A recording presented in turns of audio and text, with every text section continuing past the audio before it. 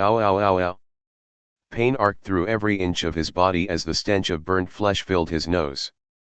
Wait a sec. What's going on? Ziyuan was certain that he had been arguing with a bunch of people on an internet forum just a few seconds ago. It was a stormy day. A thunderstorm was wreaking havoc outside his windows, but it did nothing to dull Ziyuan's furious typing.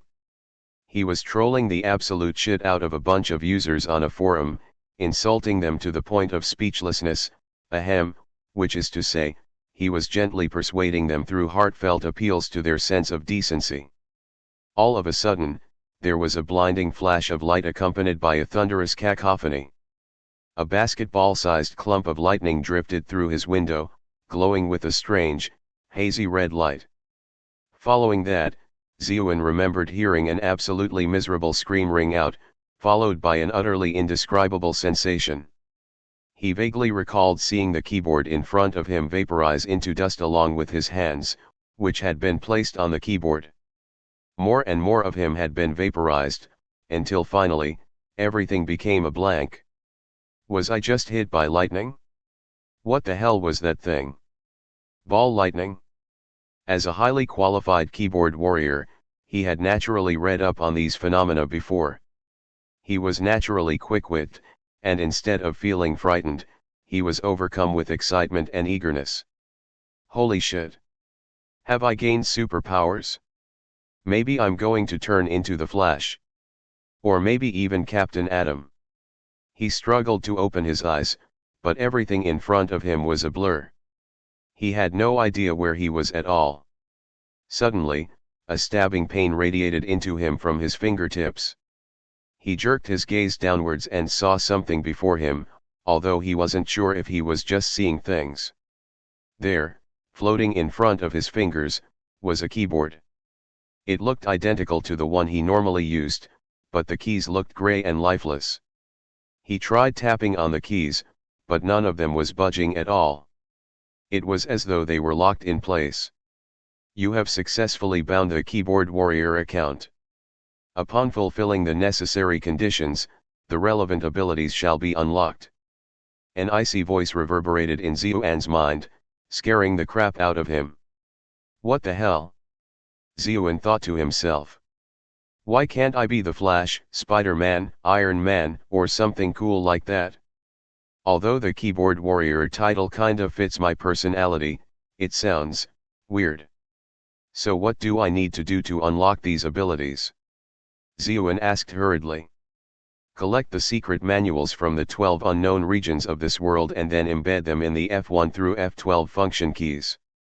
Each time you collect a manual, you will unlock a corresponding ability, the icy voice replied. Only then did Ziyuan notice that the function keys on his keyboard were covered in strange runes.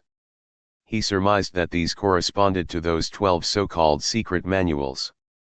Good luck, keyboard warrior. At these final words, the keyboard began to fold in on itself. It transformed into a shadow before seeping into his fingertip, vanishing from sight. Wait a second. What the hell are the 12 unknown regions, and how am I supposed to find these secret manuals?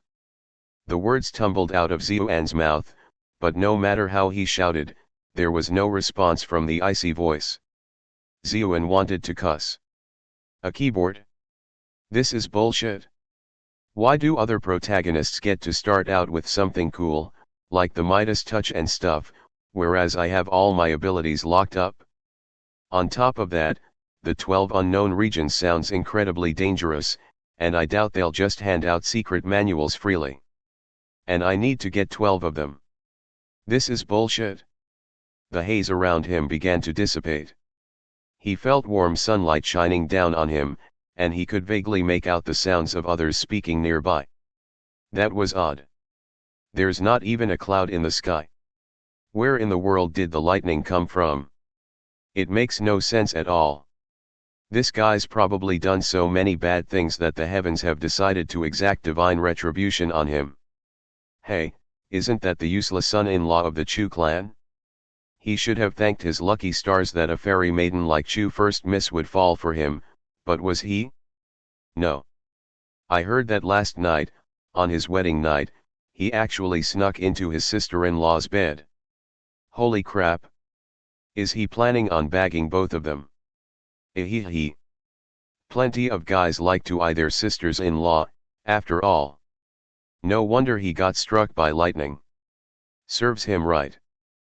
Pity about that lovely Chu first miss, though. So young, but already a widow. SHH.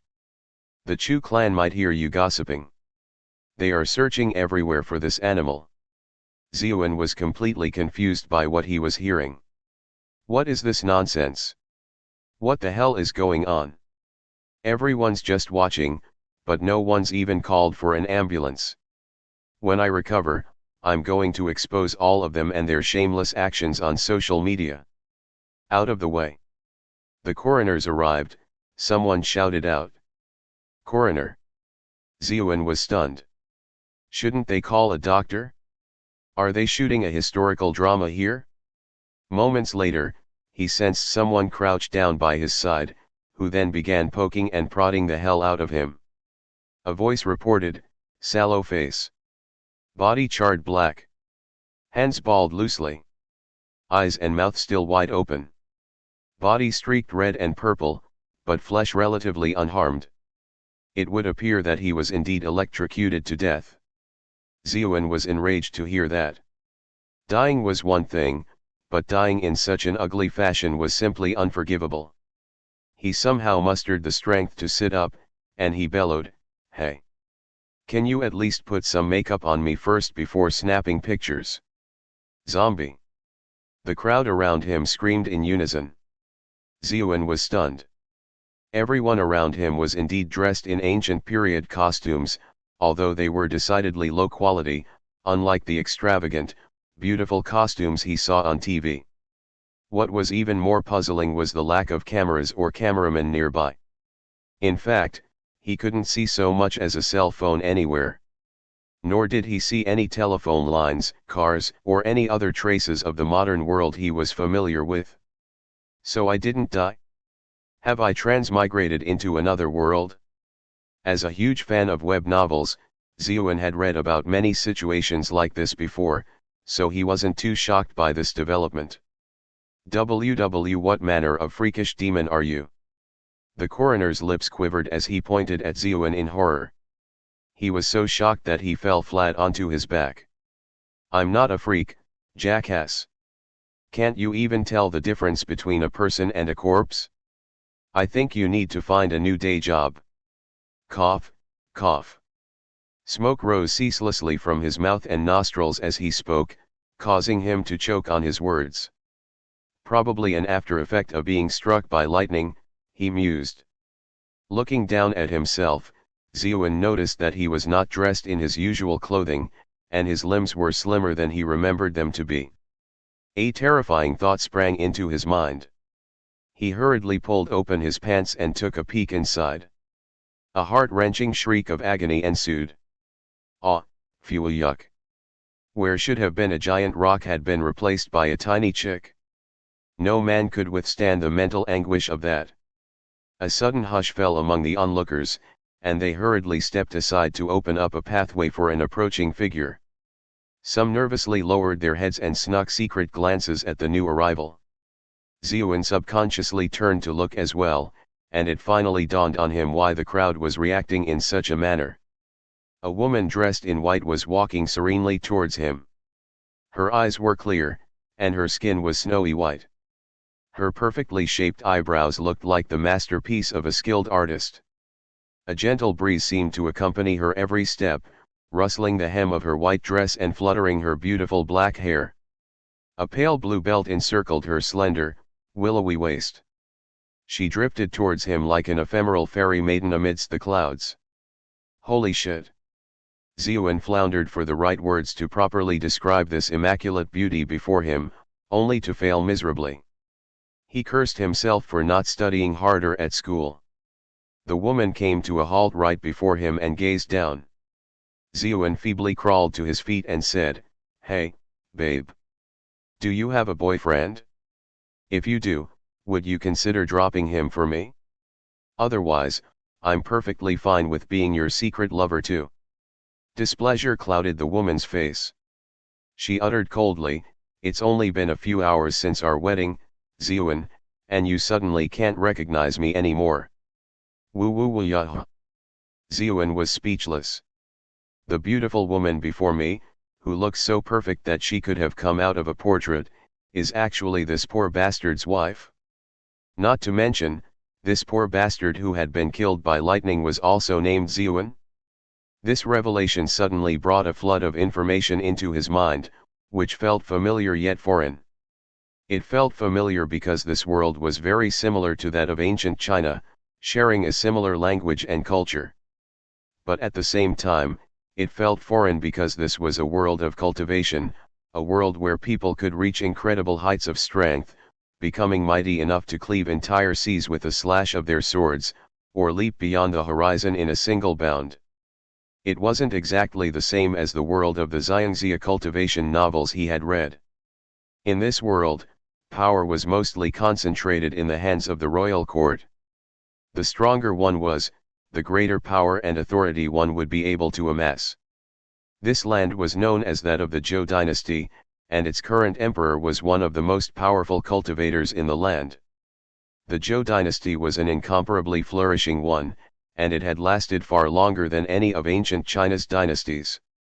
The highest-ranking princes and kings of the dynasty were scattered throughout the lands, and below them were the dukes, the marquises, the counts, the viscounts, and the barons. These nobles all had their own fiefdoms and private armies, and they jointly supervised their assigned territory alongside officials appointed by the imperial court. The city Ziuan was currently in, Bright Moon City, was the fiefdom of the Bright Moon Duke, also known as Chu Zhongtian. His body's previous owner was also named Ziuan. He had been an orphan raised by an uncle, and he was notorious in the city for being a young ne'er-do-well. He had been untalented in both learning and cultivation, but had incredibly lofty dreams that vastly surpassed his reach. This fatal combination had purportedly enraged his uncle so much that the old man had died of anger. But not too long ago, something improbable happened. This wastrel had somehow caught the attention of the eldest daughter of the Bright Moon Duke, the Princess of Bright Moon City. He had been summoned to the Chu estate to become the Duke's son-in-law. How could such a wastrel be worthy of the noble Chu First Miss, who possessed such incomparable beauty? Virtually everyone who heard this news shared the same thought, even I would have been a better choice than him. The beautiful woman clothed in white standing before him was none other than the first miss of the Chu clan, Chu Chuan. Thankfully, Ziuan managed to think on his feet when faced with her reproving question. Smiling, he reached out to hug her by the waist. "I knew you'd be heartbroken to see me like this, so I thought I'd tell a little joke to ease the tension." Since he had apparently been transmigrated into the body of this other Ziuan of this parallel dimension, it meant this lady was now his wife. Thankfully she was not hideously ugly, or else he wouldn't have been so eager to accept her. Chu Chuan turned smoothly and stepped aside, avoiding his grasping claws. "Heartbroken? Over you?" Her calm voice had a cold edge to it. Ziuan brushed it off, thinking that she was simply too shy to behave intimately with him in public. He chased after her hurriedly, wanting to take this opportunity to leave a positive impression on her. Unexpectedly, a figure leapt out to bar his path. Ziuan blinked in surprise. A young woman dressed in green robes stood in his way. She had flat bangs, an exquisite coiffed ponytail, and was willowy. In fact, her waist was so dangerously slender that it was without a doubt the most alluring part of her. Before Ziuan could sing praises for her beauty, she cut him off acidly. "Have you forgotten your place? You know the rules, get back in line." Ziuan scanned his memories. Ah, right. This young woman was Miss Chu's personal maidservant, Snow. How dare a serving wench like you speak to her master like this? His thoughts were interrupted by whispers coming from the bystanders. So that's the eldest daughter of the Chu clan? There really are no words to describe her beauty. Even her maid is gorgeous. So that guy who was hit by lightning really is the cowardly son-in-law of the Chu clan? How the hell did he pull this off? Everyone in the city knows that he's just mooching off his wife at the Chu clan. Look, even the maid despises him. Ziyuan was incredulous. Cowardly son-in-law. An odd look crept over his face. It looked like his previous self wasn't doing very well in this world. Still, he wasn't too concerned. So what if I'm a lady moocher? Mooching requires talent as well. All of you guys want to mooch like me, you just don't have the skills to do so. Leaving him behind, Chu Chuan quickly boarded a carriage. Ziyuan tried to follow her in, but the maidservant Snow stopped him with a glower. The other servants seemed accustomed to this. Not paying any heed to him at all, the coach immediately began driving the carriage off. Rage bubbled within Ziyuan. Look, lady, your husband just got hit by lightning, and he's feeling pretty weak right now. At the very least, you shouldn't be forcing me to walk back, right? And so, throwing caution to the wind, he charged toward the carriage and scurried right in.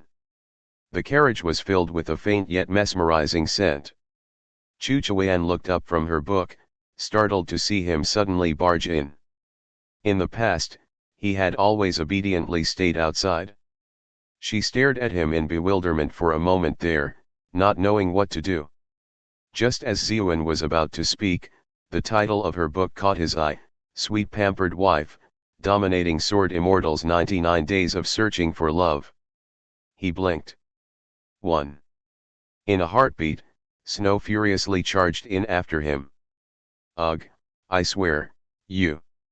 Chu Chuan quickly hid the book inside her sleeves, a tinge of pink suffusing her flawless face.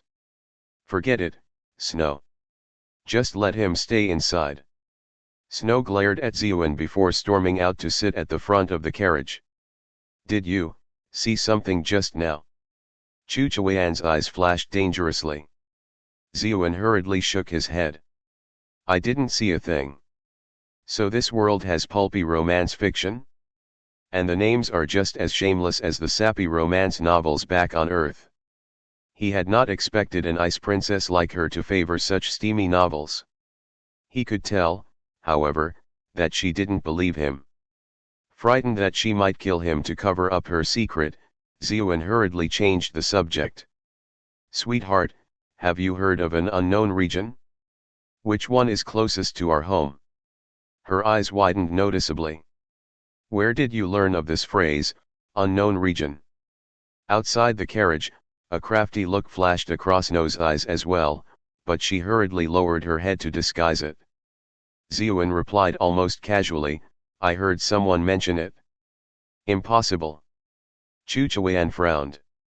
There's no way that an ordinary person would have even heard of this phrase.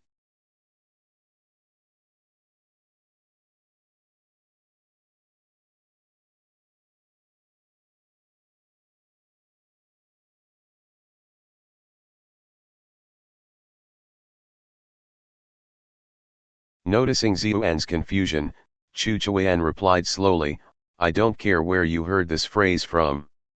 In the future, do not ask any questions regarding this. Otherwise, you'll get yourself killed. Ziyuan was exasperated. God damn it. Looks like these unknown regions are gonna be trouble. He paused. That means this darned keyboard is trolling me. If even asking about it is going to get me killed, how am I supposed to get some secret manuals from these places to unlock the functions? He took a deep breath. Ah, forget it. Even if I don't get a special ability from the start, so what?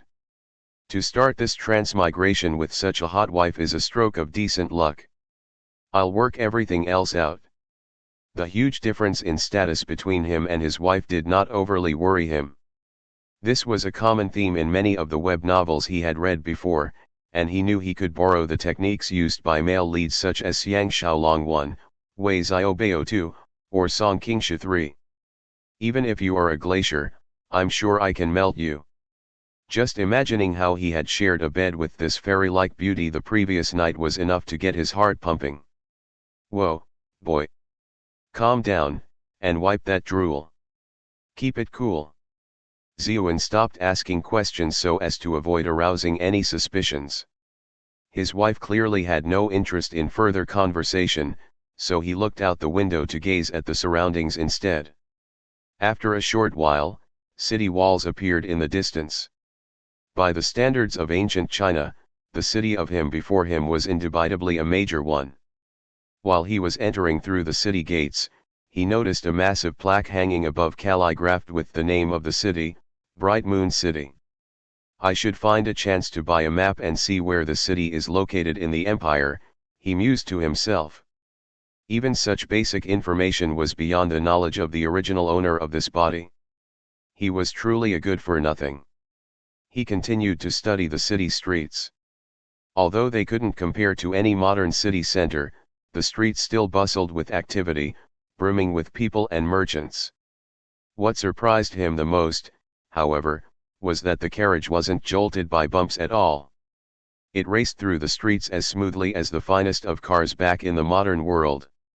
His eyes were soon drawn to some faint blue lines flowing through the interior of the carriage.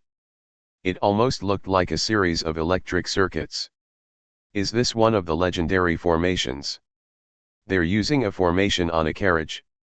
That's pretty extravagant. After some time, they arrived at a large estate that had two giant stone sculptures towering at its entrance. He wasn't sure what creatures these sculptures depicted. They looked like a crossbreed between a tiger and a lion, and they radiated a strange aura of power. The carriage came to a halt. Chu Chuan stepped out of the carriage and walked gracefully through the gates, her white dress flowing behind her. Ziuan took a quick glance at his surroundings. He saw a placard with the words Chu Estate located above the gates and muttered under his breath. Eesh. Does this guy's life suck so much that he lives with his wife's family? So he married into her family, rather than the reverse? No wonder everyone makes fun of him. He began to stride forward, only to be blocked by Snow once more. Don't even think about entering through the main gates. Off to the side gates with you. Ziuan blinked. Why can't I go through the main gates? Snow pursed her lips. The main gates are for the Chu clansmen to pass through. How could a drafted son-in-law like you qualify? You'd sully the clan gates. Ref, this is a very Chinese concept. Traditionally, when a man marries a wife, he takes her from her maiden home and makes her a member of his own clan. The reverse is generally considered incredibly shameful and reflective of a vast social gap between the two/ref. Ziuan gave her a cool look. You've got a pretty nasty mouth. I bet your boyfriend has a bad case of herpes. Snow might not know what this meant, but she could easily tell that it was an insult. Furious, she grabbed him by the shirt and moved as though she was going to strike him. Before her fist could connect, Ziuan collapsed to the ground, screaming in mock pain. I didn't even hit him yet? Snow looked on, stupefied. Clearly, flopping wasn't a thing in this world. Chu Chuan turned around to glare at her. You are too impudent. No matter what, he's still the son-in-law of the Chu clan. In the future, you are not to treat him this way. Snow felt wronged, but she didn't dare to argue. Understood. Chu Chuan glanced at Ziuan. Can you get up now?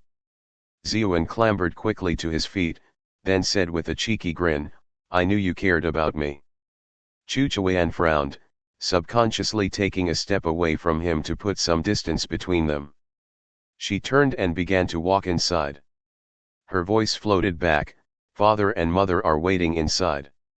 Stop wasting time. Just think about what you did last night. And now, you're pretending like nothing happened? Shameless. I'm eager to see what Master and Madam are gonna do to you. Snow stared daggers at him, then whirled around and followed her young mistress. Snow's words jogged Ziuan's memory, and he recalled the conversation he had overheard earlier.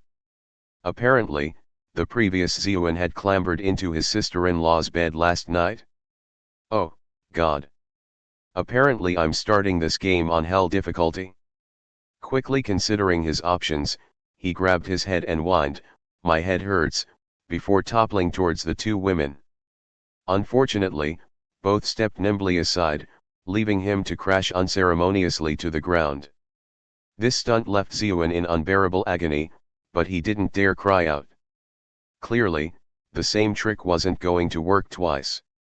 The people here clearly aren't gullible. They catch on quickly. Why didn't you catch him? Chu Chuan glanced at Snow in irritation. Snow's little mouth twitched. You didn't catch him either, young miss. Besides, I'm pretty sure he's faking it. Chu Chuan spared a glance at the fallen Ziuan, then said, I heard he was hit by lightning today. Perhaps he really is injured. Take him back and let him get some rest. Give him a bath as well. I'll let my parents know. With that, she walked away gracefully from the courtyard. There was nothing Snow could do but arrange for two manservants to bring over a litter to carry Ziuan away. Meanwhile, Ziuan lay on the litter, feeling rather puzzled. He had apparently clambered into his sister-in-law's bed on his wedding night, but Chu Chuan didn't reprove him for it at all. In fact, she hadn't even looked angry. Is her little sister adopted? He mused, his thoughts rather impure. They entered through a doorway and made their way down a long and winding pathway. They passed by a rock garden before finally reaching a pavilion. As they reached the pavilion, Snow abruptly said, Put him here for now. Let's go get a few buckets of water so he can bathe himself. Ziuan waited for the footsteps of Snow and the servants to fade in the distance before stealthily opening his eyes. He had been placed within a gazebo next to a small pond. Seeing nobody nearby, he clambered to his feet. He peered at his reflection in the water, only to see that his hair was completely tousled and his face was scorched black. No wonder my freebie wife looked so disgusted when she saw me. Out of nowhere, a surge of power slammed against him from behind, propelling him straight into the pond. Help! Help! In truth, Ziuan had swum in rivers ever since he was young, so there was no way he could possibly drown in a small pond like this. However, he was fairly certain that someone had just kicked him into the water. He didn't know what was going on, so he feigned drowning to buy himself some time.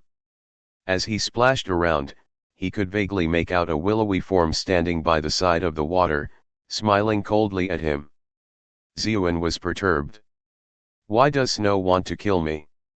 Is this some sort of scheme that my freebie wife concocted with an illicit lover? Or did the Chu clan, shamed by what happened, decide to use an accident to dispose of the son-in-law of theirs?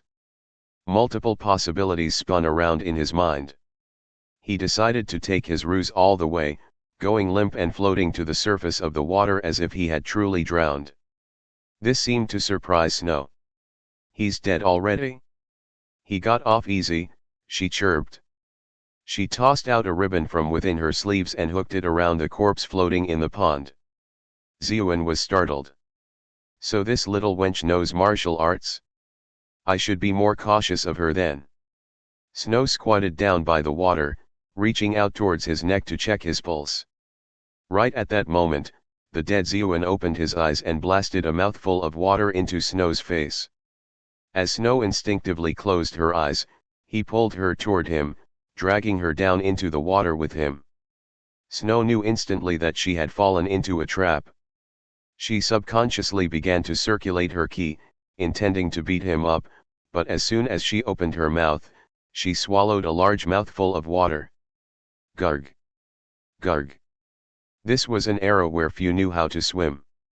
Snow might be well versed in martial arts, but swimming was beyond the scope of her abilities. In just a few seconds, she had already choked down many mouthfuls of water. She struggled desperately to pull herself back to shore, but there was nothing within her reach. Panicked, she flicked her wrist and sent out another white ribbon. It wrapped around a pole near the water's edge. Just as she was about to use it to pull herself back onto land, Ziuan latched onto her with all four of his limbs, grappling onto her like an octopus. It made it impossible for her to exert any strength. Snow's face burned with humiliation and anger as she felt Zeon press himself even more tightly against her body. She struggled frantically, but Zeon's swimming abilities were just too much. With his prey firmly in his grasp, he sank deeper and deeper into the water. Snow felt her vision grow hazy as she continued to gulp in more water. Zeon sensed her struggling fade. Guess that's about it? He released her and dragged her back onto dry land. Her eyes were shut, though her eyelids were quivering. She had an elegant nose and cherry-red lips. She possessed a delicate beauty, but she had a viper's tongue and a vicious heart too. It'd be wonderful if she was a mute. So, what should I do now? Zeon mused, quickly running through the possibilities. Someone in this estate wanted to kill him. Staying here was too dangerous. But, if he was to run away, even if he somehow made it through the great gates of the estate, he would be penniless. Not to mention, he lacked knowledge about this world too. He'd probably starve to death in days. Moreover, considering the shameful acts he had just carried out yesterday, if he actually killed someone today, he would surely be hunted down as a criminal. Wait a sec. If someone was trying to make my death look like an accident, it would mean that they are afraid of openly killing me. Fine. I'll take this gamble. He pressed his ear against Snow's chest. There's no heartbeat. Aghast, he decided to use CPR to try and bring her back to life. As he loosened her robes, a large amount of candied fruits and nuts and other snacks fell out. He was stupefied. She eats a lot. How the hell is she so skinny? But there was no time for pondering this question. He placed both hands against her chest and began pumping vigorously. Even after 20 chest compressions, Snow showed no signs of life. Just as he was about to try mouth-to-mouth resuscitation, an icy voice called out from behind him, "What are you doing?" Zeon looked back, only to see Chuchuan standing nearby, her face cold as winter. He subconsciously looked down at Snow. Her hair was tousled, her dress was open, her undergarments and her pale skin were vaguely exposed, and his hands were pressed upon her chest. Would you believe me if I said I was trying to rescue her?" Zeon said seriously. At the same time, he subconsciously pumped her chest again. Chuchuan walked over, a serene look on her face. "Move aside." She took a moment to examine Snow's condition before swiftly tapping several points on her body, her fingers moving like a blur. Zeon rubbed his eyes in disbelief. Sweet Mother of God. So my freebie wife is also a kung fu master. But it made sense, since even a maid like Snow knew martial arts. So, is my freebie wife the one who wants me dead? Wifey dearest, how good is your kung fu? Zeon probed. Blarg. Before Chuchuan could answer, Snow convulsed, coughing up mouthfuls of water. Clearly, she had been saved. Chuchuan gently patted her on the back before turning around to fix Zeon with a frigid stare. "What did you just call me?" Sweetheart." Zeon mentally shuddered and hurriedly changed the way he addressed her. Chuchuan's gaze cooled further. She said flatly, "As I told you before our marriage, you may only address me as Miss Chu or as Chuan. In the future, do not refer to me with those two terms you just used." "Got it, sweetheart." Zeon assented immediately. "So, how strong is your kung fu? What's your world ranking?" "Kung fu? You must mean cultivation." Chuchuan frowned slightly, but she still answered the question.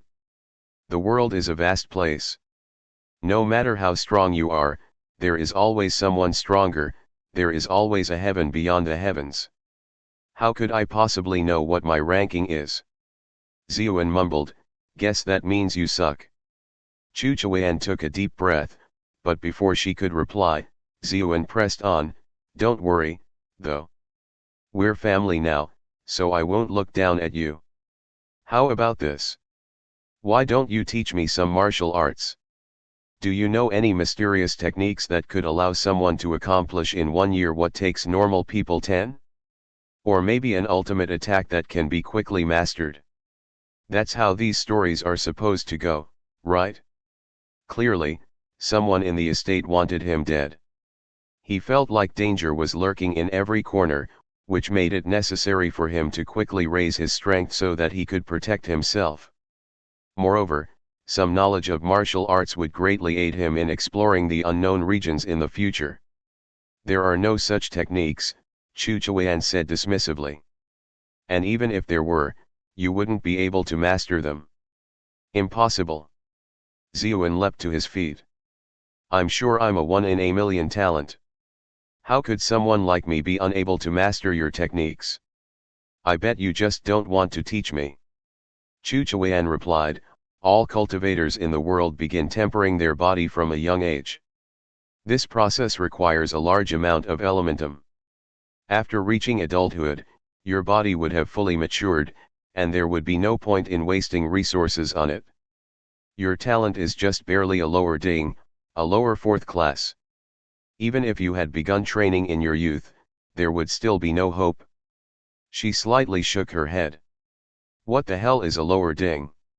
He knew right away that it wasn't a high standard, but Ziyuan brushed it off. All the MCs in cultivation stories start off at the trash level, right? They just need to find suitable training techniques. For that matter, this was a good sign. From a certain perspective, starting off as trash tier meant he had already fulfilled half of the prerequisites for becoming the main character. Snow was beginning to wake up, so Chu Chuan immediately dismissed Ziyuan's presence. Snow, what happened just now? Snow opened her mouth to speak, but Ziyuan cut her off hastily. The truth is, I tripped and fell into the pool. Snow tried to save me, but she accidentally slipped and fell in as well. Thankfully, I can swim a little and was just barely able to save her. I have no clue who wants me dead. It's better to maintain the facade for now, until I figure out what the hell is going on. Snow's face turned livid with rage, but she couldn't squeeze out a rebuttal. Is that really what happened? Chu Chuan turned to Snow. You are soaking wet. Go clean up and change your clothes, then come eat with us. After saying her piece, she drifted off gracefully without another word. Ziyuan resisted the urge to drop a sarcastic remark. She floats around everywhere in white robes, as if her feet aren't even touching the ground. If I saw her at night, I'd swear she was a damned ghost. His attention was soon captured by another problem at hand. Snow, where can we wash up? Shall we go together? Piss off. Snow snapped. If it wasn't for the fact that I'm indecently attired right now, I swear I'd beat this idiot up so bad that even his own mother wouldn't recognize him. She cast a mournful look at her snacks scattered across the ground before stamping her feet and storming off. Fortunately, Chu Chuan had sent a servant to guide Ziyuan. He was brought to a room where he bathed and changed his clothes. Now that he was finally clean, Ziyuan walked up to the mirror in the room and scrutinized himself in it. Despite being much skinnier, he looked more or less similar to his old self. He sighed in satisfaction, still a handsome devil. I might not be a match for Pannan, but I'm still a smidge better than Ximen Cheng. 1. He was looking forward to sharing a meal with his freebie wife, but she simply had some servants deliver his food to him. What the hell, man? Am I a prisoner or something? It dawned on Ziyuan that the position of a drafted son-in-law was even lower than he had imagined. Apparently he wasn't even worthy of joining them at the table for meals. I refuse to be treated like a beggar. Ziyuan couldn't fathom why the previous owner of this body had been willing to endure such insults. He shoved the dishes aside in a huff, but the aroma of food was overpowering. It didn't take long for his stomach to protest angrily. Ziyuan hesitated. In the end, he decided that a man should be flexible and know when to bow down. Thus, he pulled the dishes back toward him and began devouring them ravenously. I gotta say, this chef is pretty damn good. Satisfied, Zeoen began to ponder how he was supposed to survive in this world. He rummaged around the room for some paper, then wrote tips for surviving transmigration at the top of a blank page. His mind began dredging up various bits of information from the many web novels he had enjoyed in the past, but it didn't take long for him to drift off into fantasies about having a computer, the sensations of playing mobile games on his iPhone, the joy of trolling the hell out of people on internet forums. Before he knew it, the sky had turned dark. Wait a second. What was I planning to do earlier? He stared at the empty sheet before him with twitching eyelids before crumpling it into a ball and tossing it away. I'll go outside for a stroll. Let's see if I can learn anything about this world. Clearly, the previous owner of this body had lived a miserable life in this world. I am, by nature, a kind and helpful person. I need to help this dead guy get his own back and raise his status. With the help of his silver tongue, he was able to glean the location of Chu Chuan's residence from some servants. As he approached her chambers, Snow's voice sounded from within. Miss, do you want to eat some sunflower seeds? I'll pass. You shouldn't eat too many either. You might just end up cracking your teeth. You're scaring me again, young miss. Which reminds me. That guy's becoming increasingly hard to handle. He used to be fine, but he seemed off today. Yes, he does seem different today, Chu Chuan agreed. Zeoen was a bit anxious to hear that, but she quickly continued, it might be due to the lightning strike. Could it have messed his mind up? Snow guffawed loudly, arms wrapped around her belly. As Zeoen stood outside, speechless, he heard her laughter die down, and she cut off abruptly with a snort. Young miss, why haven't you confronted him over what happened last night? Chu Chuan said calmly, the events of last night were quite bizarre. I'll discuss it with mother and father tomorrow before I decide what to do. Zeoen was delighted. It seems my freebie wife is quite clever. It seems I won't have to employ too many of those tired old tropes I saw in the TV series. You're letting him off too easily, Snow muttered. Why didn't the lightning just kill him? You wouldn't have to waste your time with that piece of trash that way, young miss. Chu Chuan rebuked her. Don't say such things in the future. For some reason, perhaps because Chu Chuan hadn't mentioned what had happened by the pond, Zeoen began to think that perhaps his freebie wife had nothing to do with the scheme against him after all. Wait. The hotter a woman is, the better she is at lying. I can't let my guard down. Still, Zeoen could feel his temper rising as Snow prattled on and on, continuously insulting him. Enough is enough. He kicked the door open. Chu Chuan was startled. What are you doing? It's dark, so what else can I possibly be doing? I'm going to bed, of course. Zeoen shot Snow a hard glare. Surely there is some substance in this world I can force her to take that will make her lose her voice forever. We'll see how you'll talk shit about me then. Chu Chuan bristled. Then why have you come here? Isn't it natural for husband and wife to sleep together? Zeoen replied casually as he sauntered into the bedroom. Eep. A miserable shriek echoed through the estate as Zeoen was unceremoniously kicked out of the room. Delighting in his misfortune, Snow gloated, Jackass Zeo, why don't you take a piss on the ground and stare at your own reflection in it? You seem to have forgotten who you are, if you think you can get close to our young miss. To her surprise, instead of shame or rage, Zeoan's face bore an amused smile. As I expected. Judging from his earlier interactions with Chu Chuan, Zeoen was fairly certain that they had never consummated their marriage. He had planned this little scene to test his theory, and the confirmation he had just received pleased him. It meant that he could start from scratch with this freebie wife of his. Did that bolt of lightning really fry your brains? Snow was perplexed. He wasn't reacting the way she expected him to, and this soured her mood further. Realizing he was in danger of giving the game away, Zeoen hurriedly wiped the smile off his face and put on an aggrieved, Heartbroken look. Such injustice. I've never heard of a wife who refuses to sleep with her husband. Shut your mouth. Chu Chuan's face was bright red. With a wave of her sleeves, she shut the main door to her chambers. She could not let everyone in the estate hear his miserable howls. Ziyuan continued his wailing. If you don't want to sleep with me, then why did you marry me? Tomorrow, I'm going to start a ruckus in the streets. I'll muster a troop of drummers and announce the truth to everyone. We'll see if the Chu clan loses face, or if I do. You wouldn't dare. Chu Chuan stood swiftly, a dangerous glint in her eyes. An imposing rippled from her body. Ziyuan sniffed. Why wouldn't I?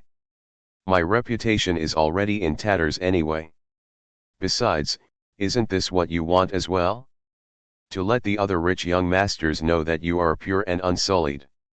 Chu Chuan took in a deep breath before glaring at Ziyuan sharply. You really want to sleep with me? Hell yeah I do. Ziyuan said excitedly. What was wrong with this silly girl? Of course I do. He wasn't going to pass up this golden opportunity. As Eileen Chang once wrote, the best way to a woman's heart was through her, ahem. Anyway, rice, once cooked, cannot no longer be uncooked too. Then I'll let Snow accompany you tonight, replied Chu Chuan calmly. Snow had been looking on gleefully, munching on melon seeds. At her young mispronouncement, however, the seeds turned to ashes in her mouth. What the hell? But young miss. Chu Chuan glanced at her with amusement in her gaze. His hands have already been all over you today, when he saved your life. Besides, this is part of the responsibilities of any live-in maidservant. Are you unwilling? Snow met her gaze and shuddered, not daring to reply. She means what she says. She bit her lips tightly, tears welling up in her eyes. Ziyuan stood there, stupefied. What nonsense is this? Shoving another woman into your own husband's bed? Then again, Snow tried to kill me during the day. Let's play along and see what their relationship is exactly. He lowered himself to the bed. My dear Snow, come hither and help me disrobe. Chu Chuan wrinkled her brows slightly. This fellow was much more shameless than she had imagined. Snow cast a pitiful glance towards Chu Chuan, but the young miss leisurely picked up a book to read, ignoring her. If Ziyuan had been closer, the title of the book would have been familiar to him. He had seen her reading this exact book earlier. Seeing the young miss' indifference, Snow gave into despair. She reluctantly approached Ziyuan, skewering him with a vicious stare. Steeling herself, she muttered, "Get on with it, if you must. I'll just pretend like I'm being bitten by a dog." Her eyes glittered, dangerous yet uncertain, as she felt for a slender needle hidden within her hair. Chu Chuan peeked over the book she had been reading, studying Snow discreetly. Even Ziyuan was beginning to feel queasy. I just wanted to play along and see what you guys are up to, but now I'm not so sure. Should I go all in? He turned it over in his mind, then made a decision. Screw it. If you women aren't embarrassed, why the hell should I be? Y'all want to play games? Fine, I'll play to the end. Let's see who breaks first. He grinned lecherously as he pounced atop Snow. After what seemed like an eternity, an agonized howl rang out from the bed sheets. No fucking way. Ziyuan stared down at his nether regions in utter disbelief, still as a statue. Chu Chuan peered at him, only to quickly avert her gaze. Her face swiftly reddened as pity flickered in her eyes. Snow, however, having just been granted a reprieve from execution, wasn't as kind. She put away her hidden weapons and dressed herself before mocking Ziyuan mercilessly. I used to think you were just a useless man, but now, I realize that I still thought too highly of you. It turns out you aren't even a man at all. Gosh, I'm going to die of laughter. Ziyuan didn't even have the presence of mind to argue with her. His eyes brimmed with tears as he turned and slowly left Chuchuan's chambers, his footsteps heavy. This blow was simply too much for him. Anything else, he could deal with, but if he couldn't perform in bed with a woman, what was the point of it all? His life's goal wasn't to become Sima Qian. 3. He wandered aimlessly for a time, until he came upon a crooked tree. Mechanically, he took off his belt, then hung it around a branch, having decided to just end it all. Who knows, maybe if I die I'll transmigrate back to my own world. A hoarse, aged voice snapped him out of his funk. Your manhood has simply been affected by a unique sealing spell. It isn't completely hopeless. Ziyuan looked around and saw an old man standing stooped over beside him, carrying a hoe. The old man's face was covered with countless wrinkles, and he seemed so frail that a strong gust of wind could blow him down. More memories surfaced in his mind. He vaguely remembered this old man as the servant responsible for cleaning the flower gardens. He rarely spoke and always kept to himself, and was either ignored or bullied by everyone in the estate. Everyone referred to him as Old Me. The previous owner of Ziyuan's body had been sympathetic towards Old Me, as they were both similarly mistreated, and so, he had secretly given Old Me some desserts before. This was why the current Ziyuan had some vague memories of him. However, such details were irrelevant now. The only thing that mattered was what he had just said. Sealed? Who put a sealing spell on me? Could it be Chuchuan? But judging from her earlier behavior, it doesn't seem to be the case. Old Me shook his head. I don't know either. I imagine it was placed on you when you were very young. Elder, do you know a way to unseal it? Ziyuan grabbed the old man eagerly by the arm. After having read so many web novels, he knew that this was no ordinary old man. Countless possibilities flooded his mind. I know this trope. He must be a retired but badass grandpa who, for various reasons, had to discard his former fame and secrete himself within the Chu clan as an ordinary gardener. He was going to latch onto this person firmly. There was no way he was going to let this opportunity go to waste. Of course I do. Old Me stroked his beard gently, but he inexplicably pulled out several strands of it. He tucked them quickly into his sleeves, his eyes turning cold. What's the method? Ziyuan was so anxious that he didn't notice this minor detail. Old Me looked at him sharply and said, the seal is located in a sensitive area which is extremely fragile. Dispersing it with an external force could easily result in internal damage. You have to rely on your own power to dissolve it. Once you reach the master rank of cultivation and your ki becomes spiritual, you'll naturally have the ability to unseal it. Master rank? What is that? Ziyuan stared blankly at Old Me. Old Me frowned. You don't even know such rudimentary concepts? No wonder everyone considers you useless. Old Me began to explain, allowing Ziyuan to understand the cultivation ranks of this world.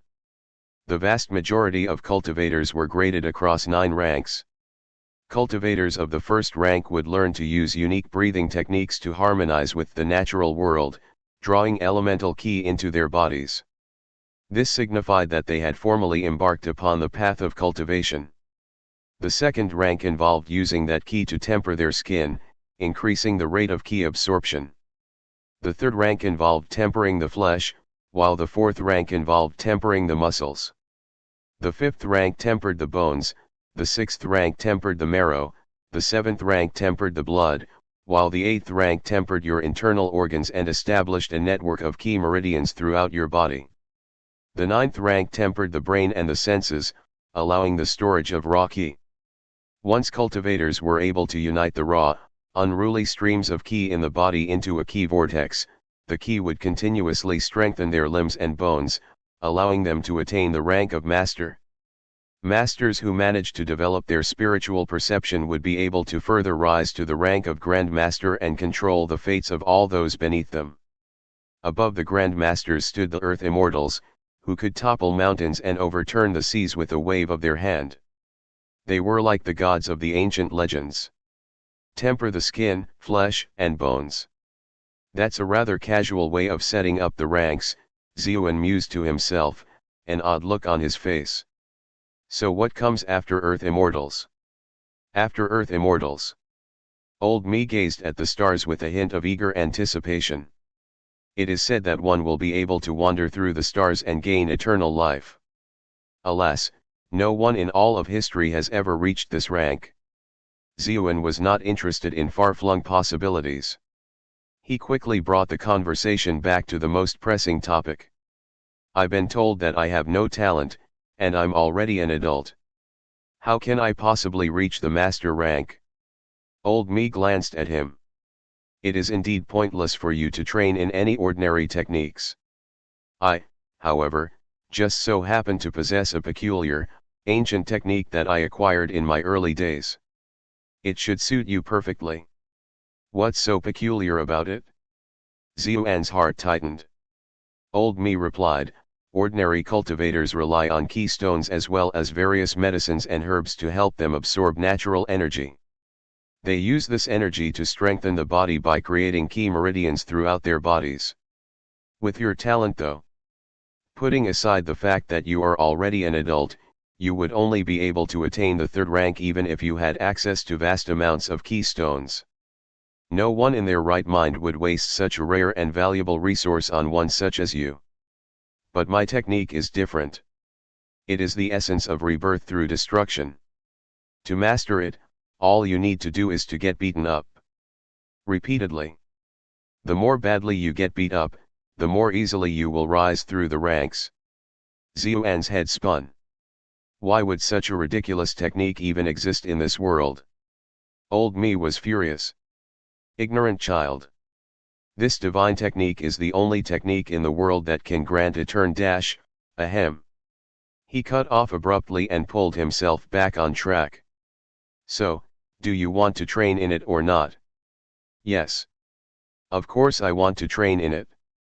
At this moment, Ziyuan was a drowning man grasping at straw.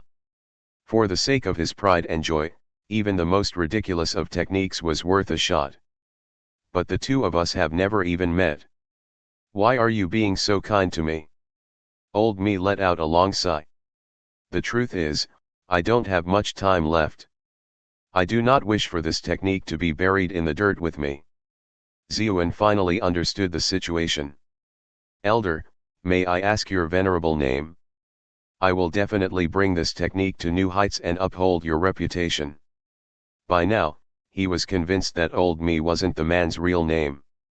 You should continue to address me as Old Me. Heh. I'm glad to hear those words from you. It looks like I've chosen well.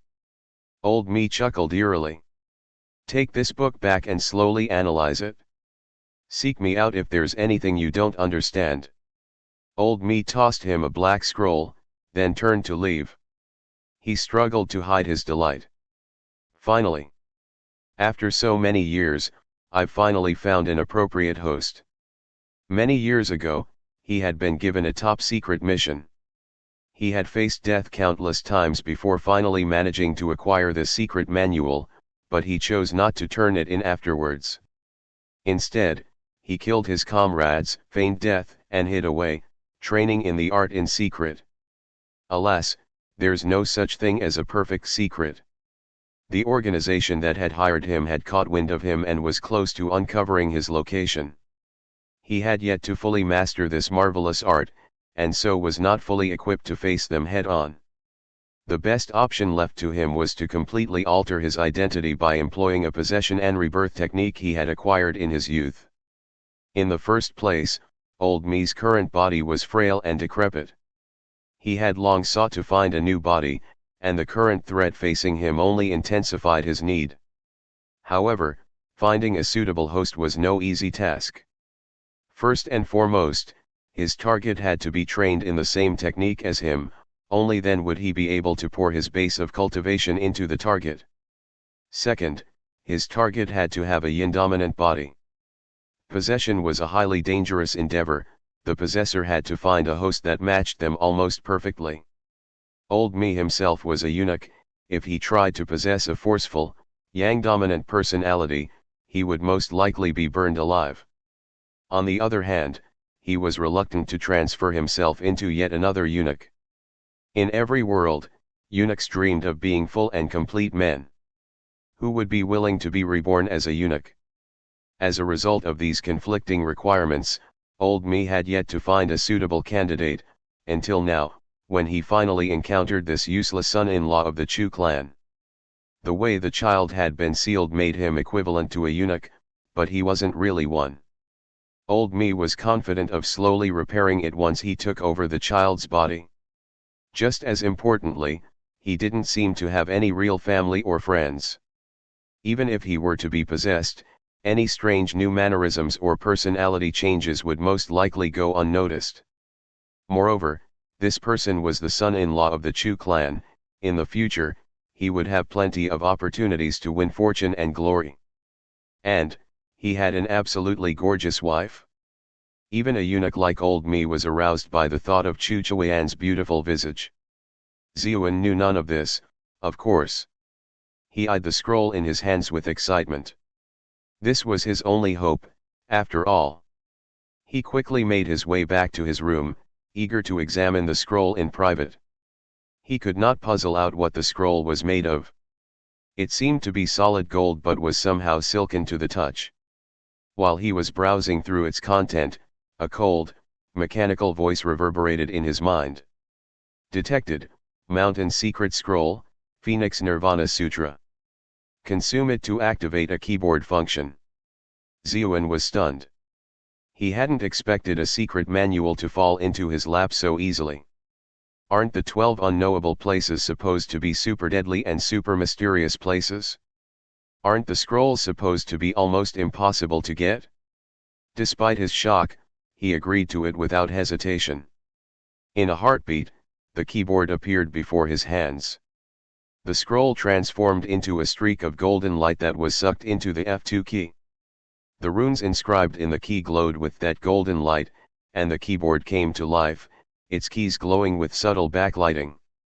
You have found your first secret manual and have activated the Rage system. Part of the lottery rewards system is now available. Rage system, as a dedicated keyboard warrior, your noble mission is to constantly drive the people around you berserk with rage. Once you have successfully trolled your target, the owner of the keyboard shall receive an amount of rage points commensurate to how furious the target has become. Rage points can be used to purchase items, use techniques, and play the lottery. A holographic display with the above text materialized on an holographic display above the keyboard. Ziyuan noticed that there were several function buttons and a cursor on the display. He was able to move the cursor over the various function buttons. The lottery and shop functions were clearly visible, but a number of other functions remained blurred out and inaccessible. For now, the lottery function flashed insistently, while the shop function was grayed out. Ziyuan surmised that it was the next function to be unlocked. At the bottom of this holographic screen was something resembling an item bar or skill bar present in the UIs of many RPGs, but it was dishearteningly empty. At the very top of the screen, there was a short line of text. Current rage points, 0. Ziyuan was puzzled. I'm sure that I just pissed Snow off so much that I almost sent her period into disarray. Why didn't I receive any rage points for it? I guess the keyboard hadn't been activated yet. He moved the cursor over the lottery function, then hit the enter key on the keyboard. A new paragraph of words appeared on the screen. Each lottery ticket costs 100 rage points. As this is your first time activating a keyboard function, you are permitted to draw 3 tickets for free. The drop rates for these 3 tickets have been greatly increased, and the specific drops will be randomized. In the future, all lottery drops will be based on the user's level. Do you wish to begin drawing your tickets? Y/N.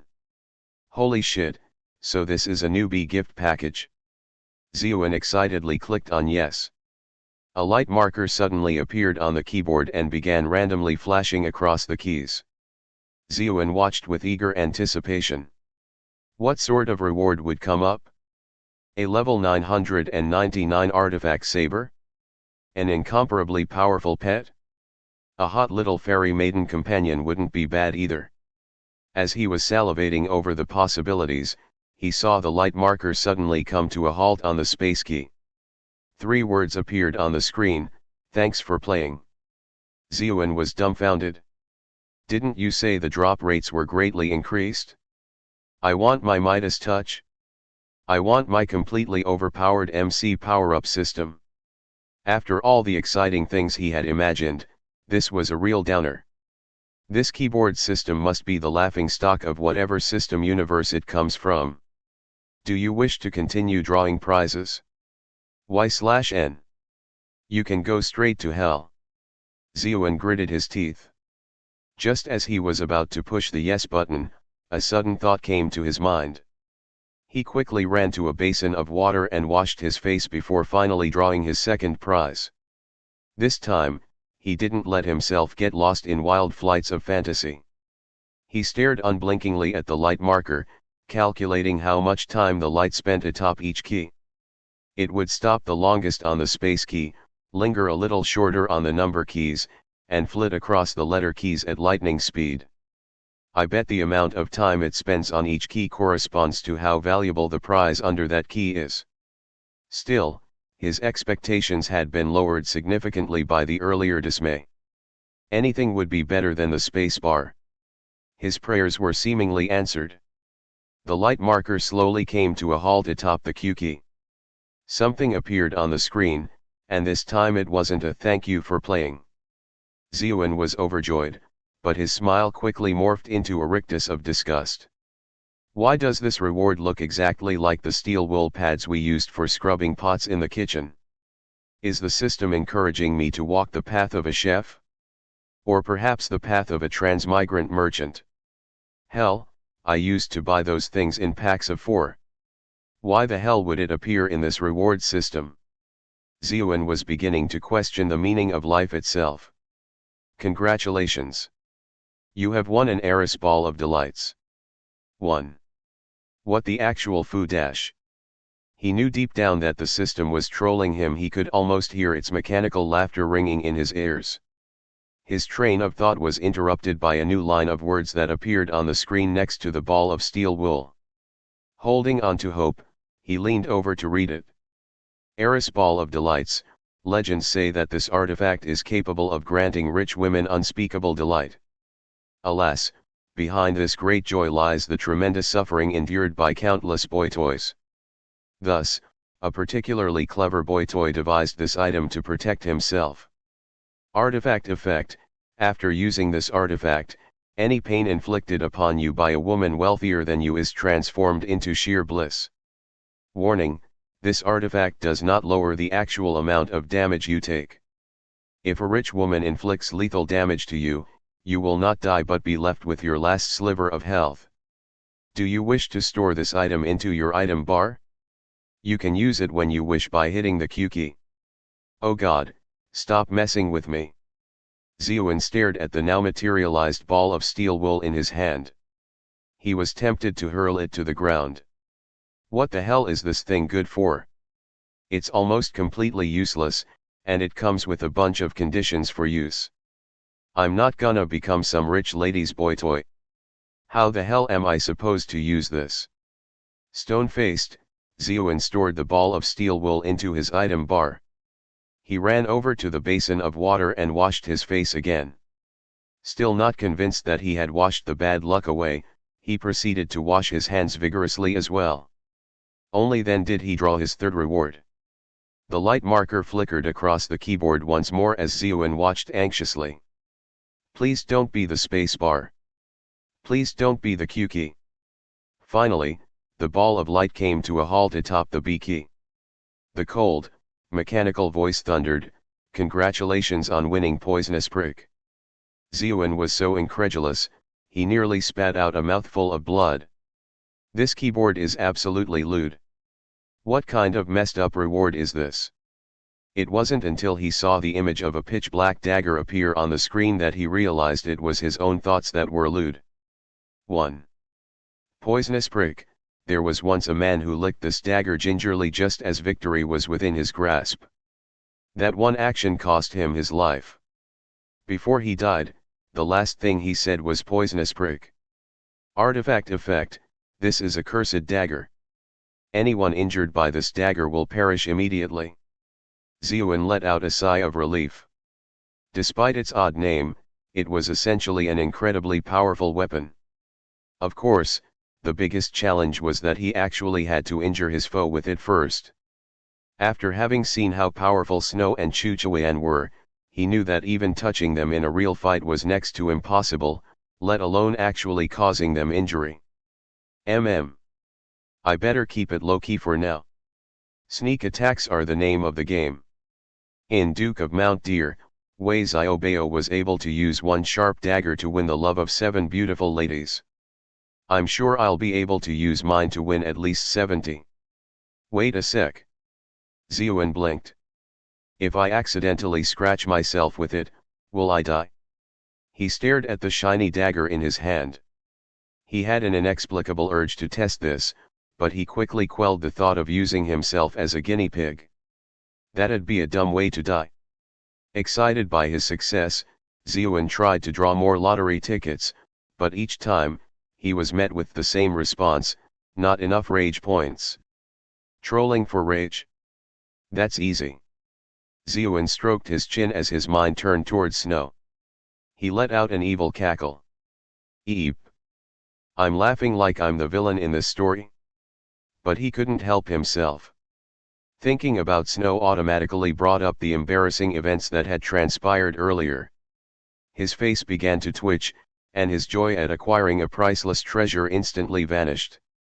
His first and foremost priority was to repair his little Zeoin. Wait a second. Wasn't the Phoenix Nirvana Sutra sucked into the keyboard? Zeoin's face turned ashen. Was he really destined to be a eunuch? His gaze flicked instantly to the keyboard, and he saw that only the F2 key remained lit. He pressed it, and words appeared on the screen, "Do you wish to train in the Phoenix Nirvana Sutra? Y/N." He hurriedly selected yes, and specks of golden light floated out from the F2 key. They blanketed him, filling his body with comforting warmth. Instant max level. Kman, instant max level. Zeoin chanted repeatedly. Eventually, the golden light dissipated, and he opened his eyes. The air seemed sweeter and fresher, and the world around him looked more vibrant. Time to test this out. He hurled a full-blooded punch against the nearest stone wall. Ow ow ow ow ow ow. Zeoin nursed his hand, tears welling up in his eyes. Nothing changed at all. No, wait. 9 incredibly complicated rune formations had appeared on various parts of his body, connected by a web of lines. However, these formations were empty in the middle. They glowed for a moment before seeping beneath his skin. Zeoin panicked for a moment, until he noticed the runes flicker once more inside his body. What the hell are these things? Taking a closer look, Zeoin noticed golden specks floating in the center of the lowermost rune formation. He remembered what the mysterious old man had said about this unique technique. He lowered his head, staring at his bloody fist. It all made sense now. This bullshit technique really does require sustaining injuries to level up. Having played countless video games in his past life, Zeoin quickly recognized the simple leveling mechanic set up by this keyboard warrior system. All he had to do was fill up each formation with those golden specks to level up his skill. As for the golden stuff, clearly, he could only acquire it by getting beaten up. Well, anything is worth it for the sake of little Zeoin, I mean, for my pride and joy. Even though this is a bullshit technique, I'll still train in it. Zeoin gritted his teeth and threw another punch at the wall. Although it hurt almost as badly as before, the number of golden specks within the formation did not grow. Zeoin stared at his fists. He thought for a moment, piecing together what just happened. Unlike the first time, he had forewarning of what would happen, and thus he had subconsciously held back to protect himself. Naturally, the benefits were also reduced. So I can't even train using self-flagellation? Looks like the only choice is for someone else to beat me up. But who? Damn this all to hell. The more he thought about it, the more ridiculous it seemed, and the angrier he became. He spied a rat scrounging for food by his feet, and his anger ratcheted up another notch. My life really sucks. Living in this crappy place is one thing, but living in a warren of rats? He lashed out viciously with his foot, sending the rat sailing through a nearby window. As he was admiring his awesome soccer skills, the door to the house flew open. Did you throw this rat? A crisp voice came through the doorway, followed by a young lady.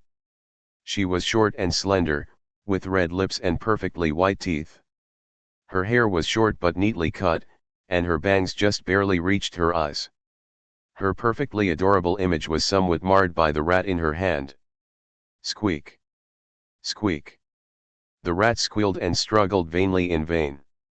Careful, the rat might bite you, Ziuan warned. It's not like I'm afraid of these things. The young woman clenched her fist, and the rat let out one final, miserable shriek before going completely limp. Gulp. Ziuan swallowed, hard. Is this really a girl? He watched as she tossed the rat's corpse aside and wiped her hand disdainfully on her dress. The girl then stared icily at him. I have no idea what my big sister was thinking. She brought you back but didn't punish you. Ziuan had been distracted by the sound of someone chewing outside.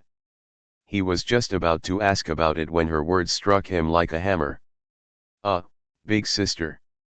He took a second look and immediately saw the resemblance between her and Chu Chuan, although she was clearly much younger. Most likely, this was the second miss of the Chu clan, Chu Huanzhao. He was slowly assimilating the memories of his predecessor, so he was more informed about his surroundings now. The one thing he couldn't understand was why the Chu clan had given the second miss such an awful name too. She was dressed in skin-tight leathers that accentuated her slender waist and her perky bottom. A leather whip was fastened to her waist. She looks like one hot little pepper. She's completely different from her ice-cold older sister. They came from the same mother, so why are they such polar opposites? What the hell are you staring at, you dog? Chu Huanzhao was already vexed, and him eyeing her up and down with his beady little eyes only served to infuriate her further. You have successfully trolled Chu Huanzhao for 10 rage points. Ziuan noticed that the rage counter above his keyboard had changed from 0 to 10. Joy washed over him. This girl seems to have a terrible temper. I'd be shortchanging myself if I didn't seize this chance to earn some more rage points. He felt the gears turning in his mind. Honestly, I have to get this off my chest. Your big sister has a very pretty name, Chuan. Why did your parents give you such an awful name, Counterattack? You have successfully trolled Chu Huanzhao for 666 rage points. Ziuan shrank inside. That's a pretty extreme amount of rage. Chu Huanzhao's visage reddened with fury. Pa. Chuan was the name she gave herself. Her real name was Zayadai. 3. Zayadai. Ziuan struggled to reconcile the image of his elegant, white-robed wife, a fairy immortal who drifted around gracefully, with her vulgar name, but failed. His face contorted with the effort. Zayadai. Huanzhao? Wait a sec, I seem to recall that the eldest son is named Yuzhao. Are you mocking me? Chu Huanzhao interrupted his musings. No, no. He denied hastily, seeing the fury in her eyes. Oh, right. So why don't you just change your name too?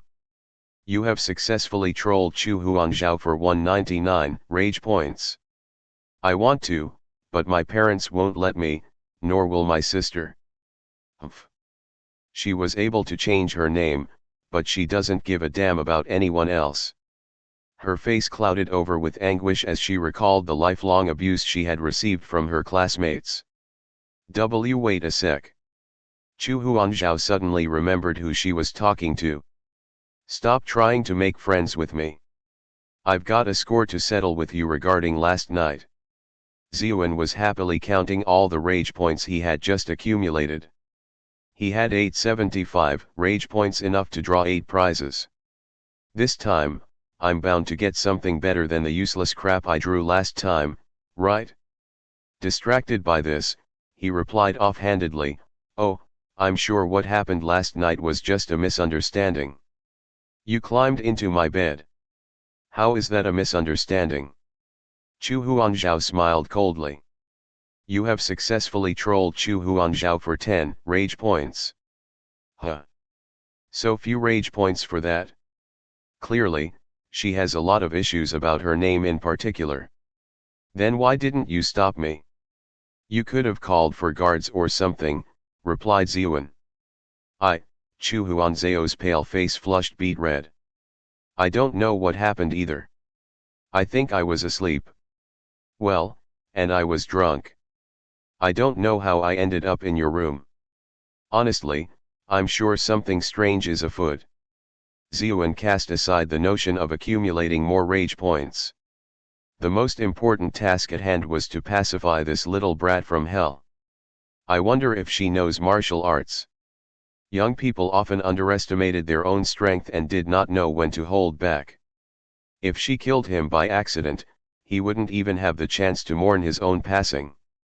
"Are you suggesting that I perhaps dragged you into my room?" Chu Huanzhao gave him a frosty smile. "As the saying goes, wine is the purveyor of lust. You could have gone anywhere after you got drunk, but you just so happened to choose my bed. This is proof of your lust for me." Ziuan stared at her completely flat chest, then let out a long sigh. "You're a kid. How could I have lewd thoughts about you? If I really did have lewd thoughts, I would have headed to your sister's room." Ziuan stared at her tiny, pale little fist. Yet again, he found himself questioning reality. "Honestly, someone as weak as you is not worth my effort." Chu Huanzhao let out a piercing whistle. "See mere, bootlicker." Ziuan was puzzled. Huh? How could such a young girl have bootlickers following her around? Are the men of this world really such pansies? Woof! Ferocious barking came from a distance away, and Ziuan realized his error. So her bootlicker was actually a dog. But honestly, what type of name is that? Heh, heh, heh. Seems like weird names are a forte of this family. 1. His smirk slid off his face as a creature the size of a panther bounded inside, staring down at him with oily green eyes. "Okay, technically this thing is shaped like a dog, but this is way too freaking huge. Who's a good boy, bootlicker?" Chu Huanzhao squatted down to rub the monster's head, and the beast wagged its tail joyfully. Ziuan gulped, eyes transfixed by the massive beast in front of him. "You call this thing a dog?" Blood leaked from the corner of the creature's mouth. Belatedly, he realized where the chewing sounds he'd heard earlier had come from. "Scared now?" Chu Huanzhao laughed diabolically, then pointed straight at him. "Bootlicker, bite him.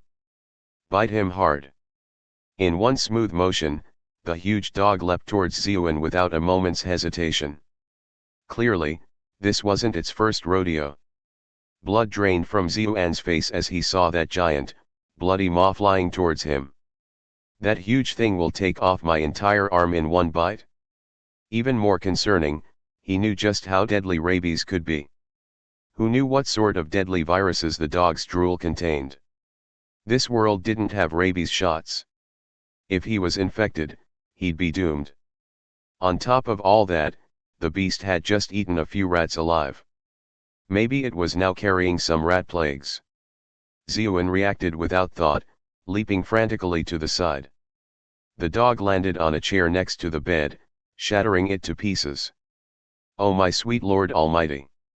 Ziuan was pretty sure that his body wasn't as tough as that chair. He fled. His first thought was to use Chu Huanzhao as a shield since she had promised not to beat him up personally, but the little girl had already run outside. She was watching his ordeal from a nearby window, delight plastered all over her face. She had even shut the door behind her. In his mind, Ziyuan cursed her entire clan 1,000 times over as he ran in circles around the table in the center of the room. There was no way he could outrun that huge dog, so all he could do was dodge around what little furniture there was to keep away from it. The dog was simply too damned big, so big it couldn't slip under the table to get to him. This was the only thing keeping Ziyuan alive. Alas, his body was weak to begin with, and he'd been struck by lightning earlier in the day, not to mention the punch he'd just suffered from Chu Huanzhao. After just a few minutes, Ziyuan felt as though his lungs were about to explode. He was sure that he'd felt the warm, foul-smelling breath of the monstrous canine brush the back of his neck several times. It took all his will just to keep his legs moving, keeping him ahead of that salivating maw. A part of him was surprised that he had lasted this long. He credited this to him training in the Phoenix Nirvana Sutra, which had increased his physical strength slightly. However, his limited training was no use in overcoming this huge, ferocious beast. "You dumb mutt! Why do you have to chase him around the table? Just leap over the damn thing." The young lady spectating from outside stamped her feet in displeasure. Her voice, normally crisp and pleasant, was now a demonic howl. The huge dog seemed to understand its master's words. It let out a loud howl, then leapt onto the table and clambered across towards Ziyuan. Ziyuan tipped the table over, putting the tabletop between him and the creature. Holding onto the table legs, he tried to push it away with the table. The dog used its head to smash a hole through the tabletop, its jaws inches from Ziyuan's face. The weight of it bore him down to the ground, as he kicked feebly at the monster's belly. It strained to squeeze more of its bulk through the hole in the table, and Ziyuan felt his arms giving way. The difference in strength was too great. The dog's jaws inched closer to him. Ziyuan could smell the dog's foul breath as it splattered gobs of saliva all over his face. It clawed furiously at the tabletop with its front paws, gouging huge holes in it, as though it were made of wet paper. Ziyuan's heart froze as the dog's teeth and claws filled his vision, their points sharp as daggers. "I'm gonna get killed by a dog. Damn, I'm a disgrace to all transmigrators. Wait a second. Dagger." Ziyuan was struck by a flash of inspiration. He summoned his keyboard and hammered the B key, summoning his poisonous prick from the item bar. Just as it appeared in his hand, the table shattered. The dog's massive mouth flew towards him, and its teeth chomped down on the dagger. The dog had been aptly named as Bootlicker, for it loved to lick random objects. It reflexively brushed its tongue against the dagger, opening a tiny gash across the tip of its tongue. A series of strange, black runes appeared across its entire body, as if drawn in ash. The dog trembled once before falling down to the ground, all traces of life snuffed out. It actually died. Ziyuan sighed in relief. He was completely spent. He lay motionless on the ground, unable to move so much as a finger. "Bootlicker. What's wrong?" Chu Huanzhao, watching from outside, was certain that her beloved dog was about to win, but it had all gone wrong in an instant. Bewildered, she ran in to assess the situation. Alas, no matter what she did or said, the dog failed to respond. "How dare you kill my Bootlicker?" Chu Huanzhao exploded in fury as the reality of Bootlicker's death sank in. "You have successfully trolled Chu Huanzhao for 233 rage points." Ziyuan lacked the energy to respond, but he subconsciously transferred the poisonous prick back into his item bar. It was better to be safe than sorry, after all. Best keep it hidden unless absolutely necessary. The huge dog and the table had blocked the girl's line of sight. She probably didn't see exactly what happened. "You'll pay for Bootlicker's death." Chu Huanzhao was close to tears. Her parents were always busy with clan affairs, and her sister was always away. She had few playmates in the estate. In a way, Bootlicker had been her only friend. As he lay unmoving, Ziyuan saw a small foot flash furiously towards him. 10 rage points. 10 rage points. 10 rage points. Zeon let out a muffled groan. He was simply too exhausted to dodge her kick. Thankfully, it connected with his buttocks. The fleshy lumps just barely managed to cushion the blow. The sight of him just lying there further fueled Chu Huanzhao's anger.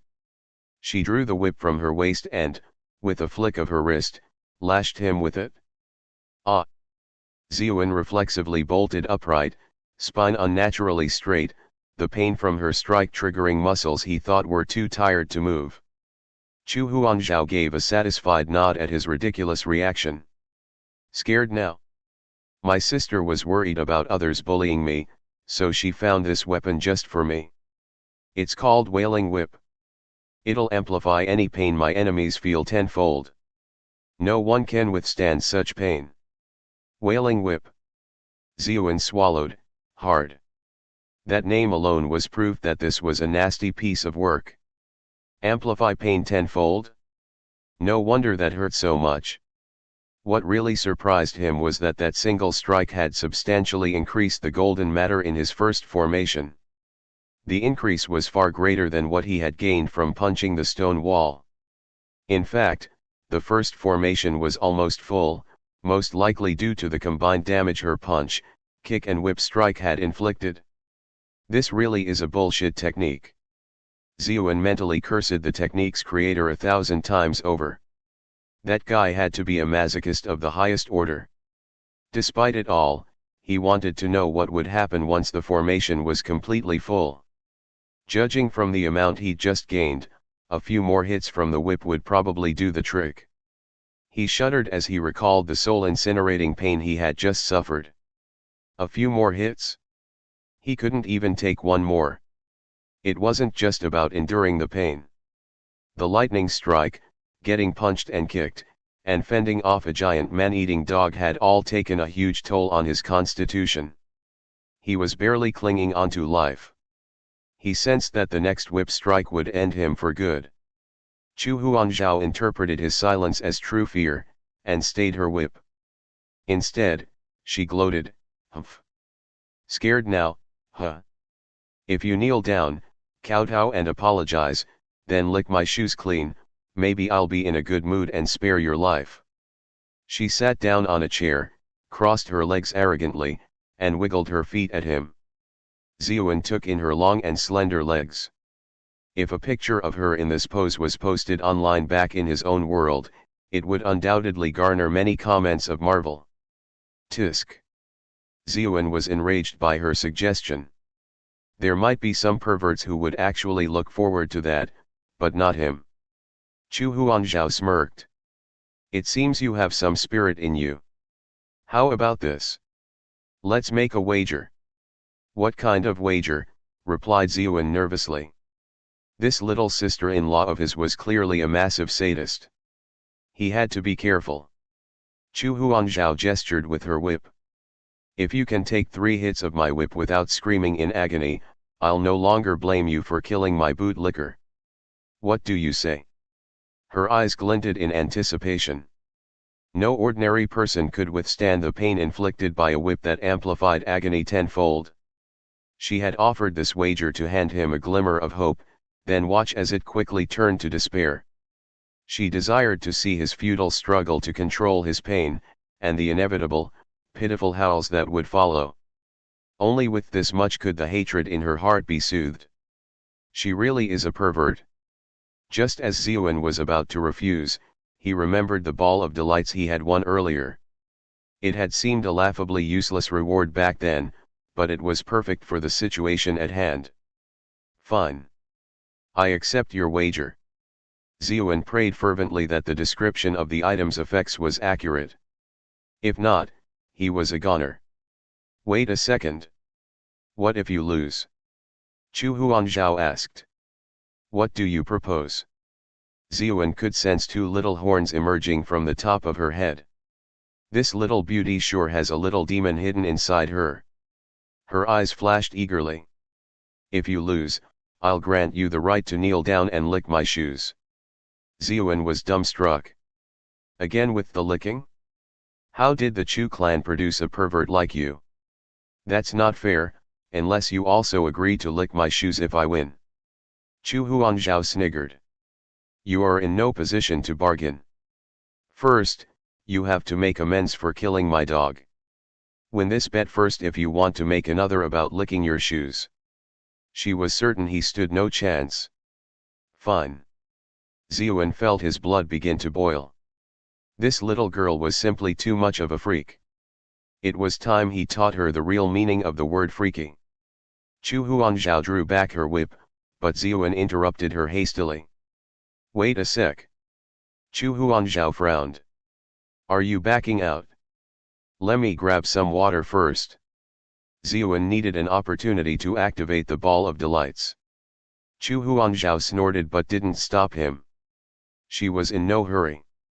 Ziyuan turned around, grabbed a chair, and sat down. Let's begin. I only have one request, don't hit my face. I rely on my good looks to keep myself fed. Chu Huangzhou ground her teeth in fury, but she didn't want her parents or her sister to find out about any of this, so she assented. Fine. I won't hit your face. With a snap of her wrist, she sent the whip howling through the air. It struck him in the chest with a terrifying crack, ripping a gaping hole in his shirt and splattering blood everywhere. Chu Huangzhou flashed a victorious smile, but it quickly froze, then curdled. The anticipated howl of agony never came, and there was not even a pained whimper. Ziyuan simply sat there, still and quiet. He did, however, have a peculiar look on his face. As the whip struck, Ziyuan had felt no pain, instead, a wave of pleasure overcame him. He struggled to still his facial features and maintain his composure, but only partially succeeded. He felt like a man lost in a desert taking a bite out of a juicy, frozen watermelon, or a scholar who had placed first in the imperial exams. He felt such rapture that he almost moaned in pleasure. However, he willed himself to silence, knowing that there could be others about. He didn't want word to spread that he was some sort of masochist. Huh. Chu Huangzhou stared at him with wide-eyed shock. She had not predicted this. He must be forcing himself to remain silent and pretending indifference. Yeah. That's gotta be it. The last time I hit him, he bawled like a baby. He's probably clamping his jaws shut for the sake of this wager. Clenching her teeth, Chu Huangzhou struck a second time. She knew better than anyone else just how terrifying the wailing whip was. Someone with incredible willpower could probably endure one strike, but not a second.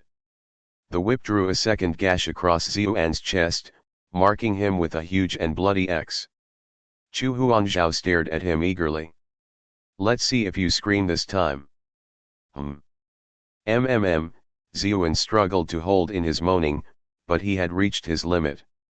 He almost blushed at the amount of pleasure he felt. A whole new world of sensations had opened up for him. Chu Huangzhou felt her hairs stand on end. Everything that had happened today was the complete opposite of what she had expected. She took some time to consider, then decided to strike a different part of him. Maybe his chest is already completely numb from his injuries. Taking a deep breath, she slashed her whip against his leg. Alas, she was let down once again. Although his face was twisted by what must have been sheer agony, not even a whimper escaped his lips. I win, right? Ziyuan noticed that the first rune formation glowed golden, and the second one was almost half full. Seems like this little brat really went all out in whacking me. This isn't possible. Chu Huangzhou's eyes widened further. She stared at the whip in her hand, bewildered. Is my whip broken? She contemplated for a while, then walked over to Ziyuan and handed the whip to him. Hit me with it and see what happens. Ziyuan was instantly wary. Are you serious? Stop jabbering and hit me. Just remember, don't hit me in the face. Chu Huangzhou gave him a disparaging look, her nose stuck haughtily in the air. She closed her eyes, her lashes quivering. Ziyuan sighed as he studied her perfectly smooth, pale, oval-shaped face. The women of the Chu clan are all weirdos, but I have to admit, they have good genes. There was no way he was going to hit her face.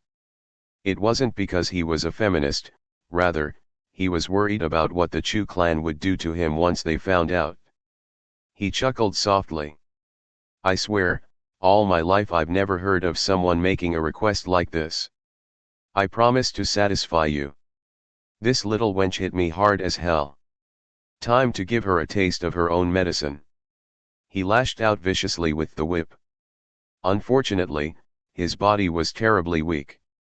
Despite his pain being converted into pleasure, the real damage to his body had not been diminished.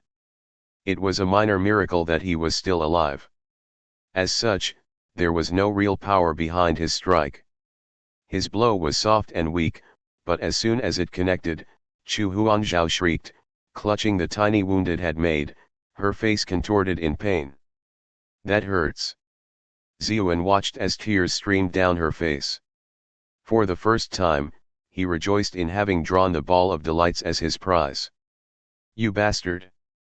Why'd you hit so hard? Chu Huanzhao nursed the wound with one hand and scrubbed her face furiously with the other. Ziyuan was struck dumb. You clearly hit me way harder just now. Then why didn't you scream? Chu Huanzhao stared at him curiously. She was very aware that his blow only held a fraction of the force that she had used. Ziyuan coughed lightly, then said with a straight face, a real man will never scream in pain. Sometimes, you gotta fake it until you make it. Chu Huanzhao blinked, then nodded uncertainly. It looks like I underestimated you. Fine. You win. I won't blame you for killing bootlicker. She turned to take her leave. She had to find her maidservant quickly to poultice her wound. I hope it doesn't leave a scar. However, Ziyuan stopped her with an expectant look on his face. Don't leave yet, he implored. Whip me a few more times. It was Chu Huanzhao's turn to be struck speechless. She could not believe what she had just heard. Ahem. Ziyuan realized how masochistic that statement made him seem, and hurried to correct himself. That's not what I meant. I meant to say, let's make another wager. His second rune formation was nearly full. How could he pass on such a wonderful opportunity? Besides, his ball of delights would still be active for a while longer, and it would be a shame to let it go to waste. What's the wager? Chu Huanzhao replied without thinking. Ziyuan said, same as before. If I win, you are no longer allowed to take me to task for climbing into your bed last night. If you win, right. I'll lick your shoes. Although there was much about this world that was foreign to him, he was fairly certain that a groom climbing into his sister-in-law's bed on his wedding night was probably an unforgivable offense. If his sister-in-law was willing to drop the matter, his life in the Chu clan would improve immeasurably. Unexpectedly, Chu Huanzhao's flushed a bright scarlet. Why are you so fixated on licking my shoes? You pervert. I'm gonna go tell my sister. Ziyuan was in disbelief. You were the one who came up with this perverted bet in the first place. Fine. I accept your wager. Chu Huanzhao rubbed her hands together in anticipation. She was just like any other gambler, she didn't understand how or why she had just lost, but she was determined to win the next round. Then please whip me. Ziyuan intoned heroically. 3 lashes ensued. Chu Huanzhao stood open-mouthed. The man had collapsed to the ground, unmoving, but he hadn't let out a single peep. Doesn't that hurt? Of course it hurts. But a real man never cries out in pain. Ziyuan sensed that his third rune formation was half full. He would have danced with joy, but he did not want to set off her suspicions. Chu Huanzhao fell silent.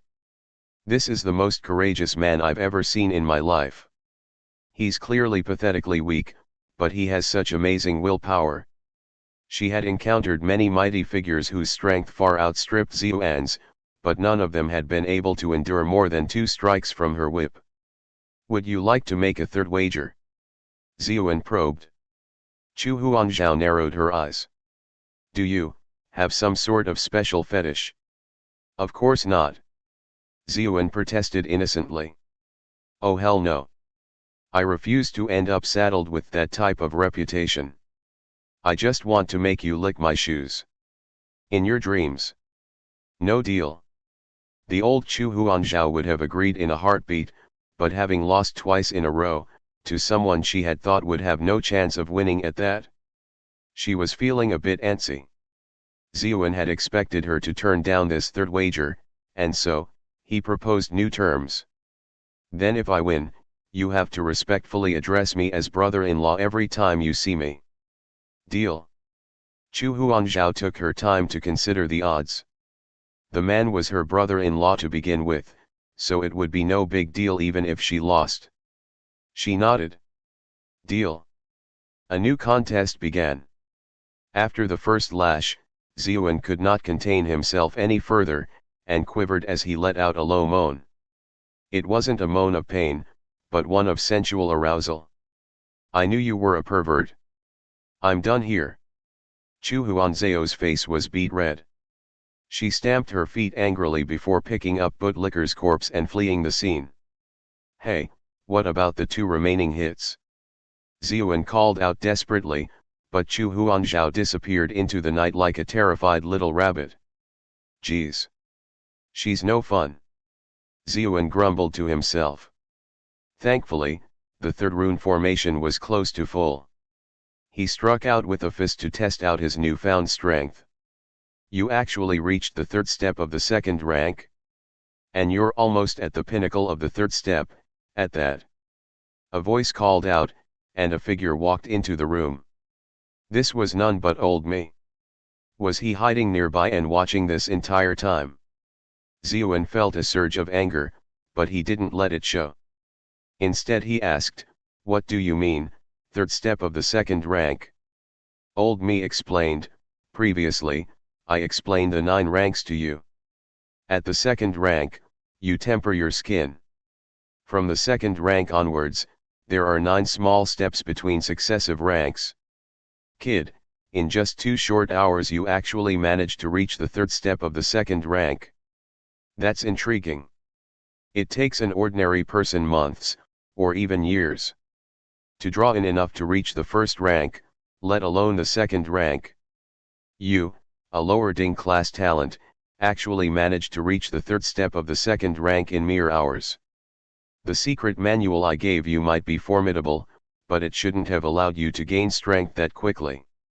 Ziyuan quickly deduced what had happened. After he had absorbed the secret manual, the F2 button had carved all 9 formations onto his skin. This allowed him to skip the most difficult part of the process, which was drawing enough ki into the body, and start from the second rank. He had already filled up 2 formations and was almost done with the third, which placed him on the third step of the second rank. He racked his brains for a plausible explanation to offer old Mi cowardice was the only true way of survival, after all. He was still very weak at the moment. If he demonstrated a ridiculous amount of talent, others might grow jealous and attempt to take his life. Old Me's muttering interrupted his musings. It seems the wailing whip truly is a formidable weapon. Not only that, your resistance against the pain must have somehow amplified its effectiveness. The unique technique of this secret manual was undoubtedly the catalyst, causing you to experience these incredible results. Should I try this in the future too? Hearing old Mies piece together the truth on his own accord, Ziyuan no longer saw the need to concoct an excuse anymore. He was just about to ask what powers his new level unlocked when a wave of pain crashed into him. He howled. The suspicion faded from old Mies' face. I was wondering how you managed to endure the agony inflicted by the wailing whip. Clearly, you were using your tremendous willpower to resist it. Your mental fortitude is quite admirable. Ziyuan, however, was mentally firing off curses as fast as he could think of them. Did I get a counterfeit ball of delights? Wasn't it supposed to grant pain immunity? What the hell is going on? It took him a second to figure it out. The ball of delights only lasted for an hour, and that hour had just passed. While it had made him immune to the damage-amplifying strikes of the wailing whip, the injuries he'd sustained were still fresh. Now that the ball's numbing effects had worn off, he was feeling the pain from these wounds. Old me walked over to examine his wounds. "Count yourself lucky, kid. If that little girl had hit you one more time, you would have died." Old me sighed in amazement. "Your body is unbelievably weak. I'm amazed that you managed to endure so many blows." Only then did Ziyuan remember the other effect the ball of delights granted. It was something like, any lethal damage inflicted by a woman with more money than you wouldn't kill you outright, right? Hey, doesn't that mean I now have a huge advantage when facing off against rich women? He mentally slapped himself. What are you thinking? What kind of a man picks fights against women? On top of that, the restrictions on the ball of delights made its usage incredibly impractical. Old me pulled out a bottle of medicinal powder and cast it over Ziyuan's wounds with a wave of his sleeves. "Take these 2 bottles of medicine. This one is to be applied externally, and the other is to be ingested. Spend the next few days recuperating. Don't let yourself get killed." A cool, refreshing sensation spread over Ziyuan's wounds, granting him immense relief. With heartfelt gratitude he said, "Elder, I really don't know how I should thank you." Old me chuckled. "Don't worry. Soon, you'll know." He revealed a toothy old grin and took his leave. Ziyuan paid him no heed. He was completely focused on the rewards he had received. He had farmed Chu Huanzhao for a total of 1444 rage points, which meant that he could play the lottery 14 times. His image of her improved dramatically. She has the potential to be my ATM in the future. He dragged himself onto his bed, and with nothing else to do, he decided to try his hand at the lottery. Thankfully, the keyboard was virtual and could be controlled via his thoughts alone. Otherwise, he doubted that he had the strength to even pick up a physical one. He mentally clicked on the lottery button, then began eagerly watching as the light marker danced across the keyboard. What reward will I receive this time? He was baffled when he noticed that, this time, the light only flickered across the numbers and the space bar, it didn't touch the letters at all. Then he recalled the earlier notice mentioning that only part of the rewards were currently available. Only the first 3 pulls had been unlimited because they were part of the newbie package. He would probably have to unlock the letters in the future. Wait a sec. I also remember something about a greatly increased drop rate for the first 3 pulls, but one of them was still a "thanks for playing." Doesn't that mean the normal drop rate is "thanks for playing"? Ziyuan frowned, but this was to be expected. He didn't worry too much, and spent another 100 rage points for another pull. "Thanks for playing. Thanks for playing. Thanks for playing."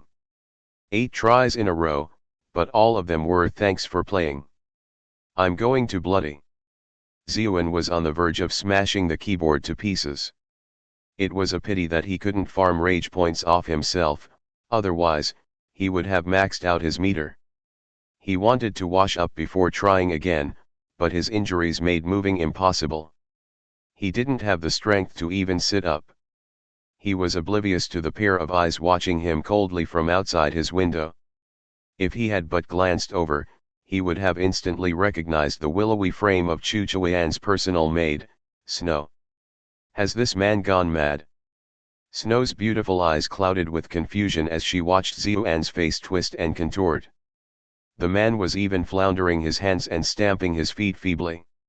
She took a closer look at the situation and was taken aback by the bloody wounds that covered his body.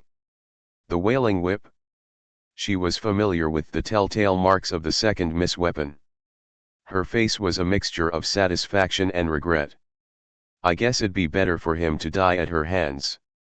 If I act personally, I would run the risk of exposing myself." She knew just how weak this useless son-in-law was, there was no way he could survive so many lashes from the wailing whip. He was almost certainly going to die in bed. She turned and departed, returning to her own room. After ensuring that no one was around, she began to nibble on some melon seeds as she quickly scrawled out a secret message on a piece of paper. Respected young master, rest assured, the young miss remains pure and unblemished. The two have not shared a room together. I believe that I will get rid of Ziuan soon. I expect you will hear some good news soon. She began to detail Ziuan's impotence, but hesitated and scrubbed that part out. She was unable to account for what caused it, and she was also unwilling to let her young master know that another man had touched her. She gritted her teeth in anger as she recalled how that bastard Ziuan had touched almost every part of her body by the pool, and then gone even farther in Miss Chu's room. She hatefully bit down on a few seeds. Letting him die by the hands of the second miss is letting him off easy. I was planning to let him experience utter torment tonight. She could not forget Chu Chuan's role in the night's events, instructing her to wait upon Ziuan. She bit her lips and added another line to the message. I may be overthinking things, but I sense that the young miss harbors suspicions against me. Please do not delay in carrying out your mission, young master. After finishing the letter, she sealed it and then summoned a beautiful little hawk. She attached the letter onto the hawk's foot. Hurry up and deliver it to the young master. The hawk seemed to possess human sentience. It spread its wings and then quickly flew off into the night. Ziuan was blissfully unaware of how narrowly he had just escaped assassination. All of his attention had been focused on the lottery. Finally, on his 10th attempt, the ball of light came to a halt on the 1 key. An image of a red bottle appeared on the virtual screen, accompanied by a line of text.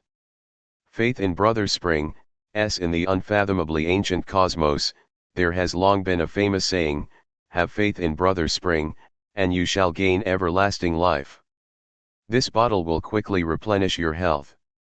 So long as you are still alive, even the deadliest of wounds will be healed and you will regain all your health. Faith in Brother Spring. These random Chinese internet memes caused Ziuan to strongly suspect that the creator of this keyboard came from his world, but that didn't make sense. Despite modern society's technological advancements, it wasn't even close to being able to produce something like this keyboard. 1. He withdrew the item and hefted it in his hand. It bore a resemblance to the health potions found in modern-day video games. He considered his present state, then immediately quaffed it. He was worried that he would drop it, weak as he was. That would suck. Once the red liquid entered his stomach, a warm sensation spread through his limbs and into his bones. The terrifying wounds caused by the wailing whip began to close at a visible rate, and even the scorch marks he had suffered from the earlier lightning strike were healing, regenerating fresh new skin. Oh, wow! It's this effective. Ziuan sat up, no longer feeling himself teetering on the edge of death anymore. His body swiftly reverted to normal, as though he hadn't been injured at all. This is a miracle drug. If I had a supply of this, I'd become virtually invincible. Wait a second, faith in Brother Spring, S. What does the S stand for? Ziuan pondered a moment. It probably means small. And it should bear some similarity to how healing potions work in games, right? There was probably a limit to how much health a small potion could restore. If he leveled up in the future and had too much health, a single small potion might not be able to heal him fully. Unfortunately, the stupid explanation didn't give him any details as to the maximum amount of health a bottle like this could restore. He stood up and stretched his body. His vitality had returned, and he sensed a new degree of power in his limbs. He credited his newfound strength to him reaching the third step of the second rank. He put his body through a series of tests and evaluated his current strength to be equivalent to that of 4 normal men combined. One must know that he had been weaker than an average man prior to this transformation. However, the result failed to satisfy Ziuan. His current rank had not come easily, but he didn't feel that powerful. He felt he had not gained any advantage over an ordinary cultivator. It was his lack of knowledge of this world that hindered his understanding. This was a land where a person's status and authority was determined by their progress as a cultivator. The emperor, an earth immortal, had the highest status and was also the strongest cultivator. The leaders of the various major sects and the patriarchs of major clans were usually grandmasters, while the kings, princes, and grand marshals were generally masters. Ordinary generals and the 9 ministers were of the 9th rank, while most dukes and commandants, as well as some marquises, were of the 8th rank. City governors were usually of the 7th rank, and so on, and so forth. The lowest level officials such as village teachers and village tax collectors only needed to be at the 2nd rank. Reaching 2nd rank was more than enough to qualify them as officials of the imperial court, granting them a commensurate salary and resources for cultivation. Many spent their entire lifetime struggling and failing to reach this level. In fact, only 10% of most would-be cultivators made it to the 1st rank of harmonizing with the natural world. Reaching the 2nd rank required an enormous amount of keystones, which was out of reach for most ordinary folk. After spending some time getting used to his new body, Ziyuan returned to the lottery. This time, he harbored no illusions that he would draw a decent prize. All he wanted was to get something, even an item that may seem useless like the ball of delights.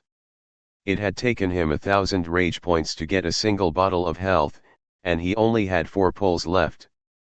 He just hoped they wouldn't all be empty draws. The first 3 pulls were unsuccessful. On the 4th, however, the ball of light finally came to rest on the 0 key. Stunned, Ziyuan shifted his gaze to the screen, and saw a strange crimson pill appear in the center.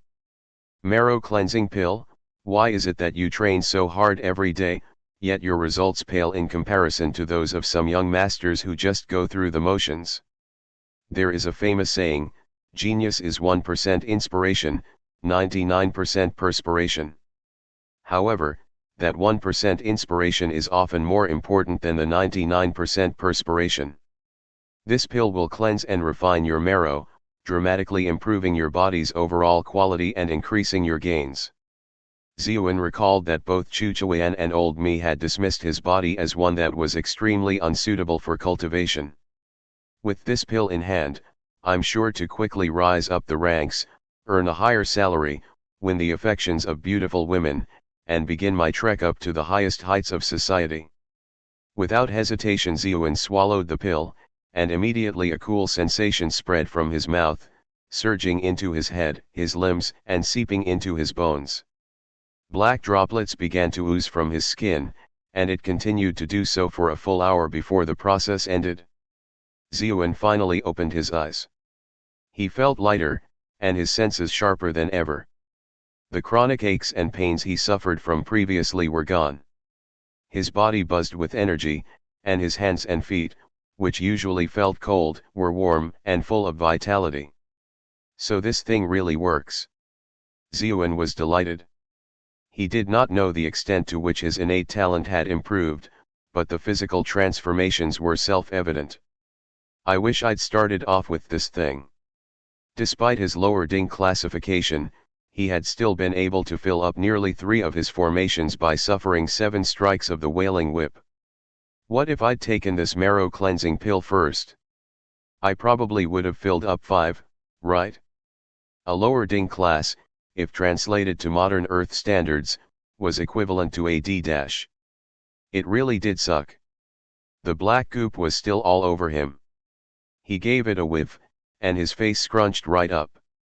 What a stench! He raced off to take a bath. After he was done washing up, he returned to his bed and prepared to turn in for the night. He only had 44 rage points left, so he set his mind to hatch a new scheme to farm some rage points off his ATM. He would need those points to get more precious items. He continued to assimilate the memories of his body's previous owner. The patriarch of the Chu clan held the title of duke within the empire, and Bright Moon City was his fiefdom. The Chu clan had a total of 3 children. The eldest son was called Yozeo, the eldest daughter was Chuan, and the second daughter was Huanzhao. The previous owner of this body was an orphaned commoner who had been raised by his aunt and uncle. He was known throughout the region as a good-for-nothing. Aside from being handsome, he had no redeeming qualities. Zeon still couldn't wrap his head around why such a powerful clan would draft such a useless son-in-law into the family. It's a ploy. There has to be some sort of scheme behind this. Despite his misgivings, he now held the keyboard warrior system as his trump card. With it, his future seemed brighter, and there was less to fear. Comforted by these thoughts, he drifted off into a peaceful slumber. Early the next morning, while he was still half asleep, a loud ruckus erupted in his room. "Hurry up and rise. The master and madam are waiting for you in the ancestral hall." "Shut up, let me sleep a bit more," Zeon replied groggily. He was completely exhausted last night and had gone to bed very late. He turned over, intending to go back to sleep. Frigid water suddenly drenched him. With a squawk, he jolted upright, all his drowsiness gone. He saw several servants glowering at him. Next to them was a young man who was holding a copper basin in his hands and sniggering at him. "Did you throw the water at me?" Zeon glared at the young man, more memories coming to the surface. He was called Diao Yang and was a junior squad leader in the estate. He had given Zeon plenty of trouble in the past. "So what if I did? Are you really starting to consider yourself one of the masters here?" "I have no idea what the young miss saw in you," said Diao Yang sharply. Zeon saw through the young man right away.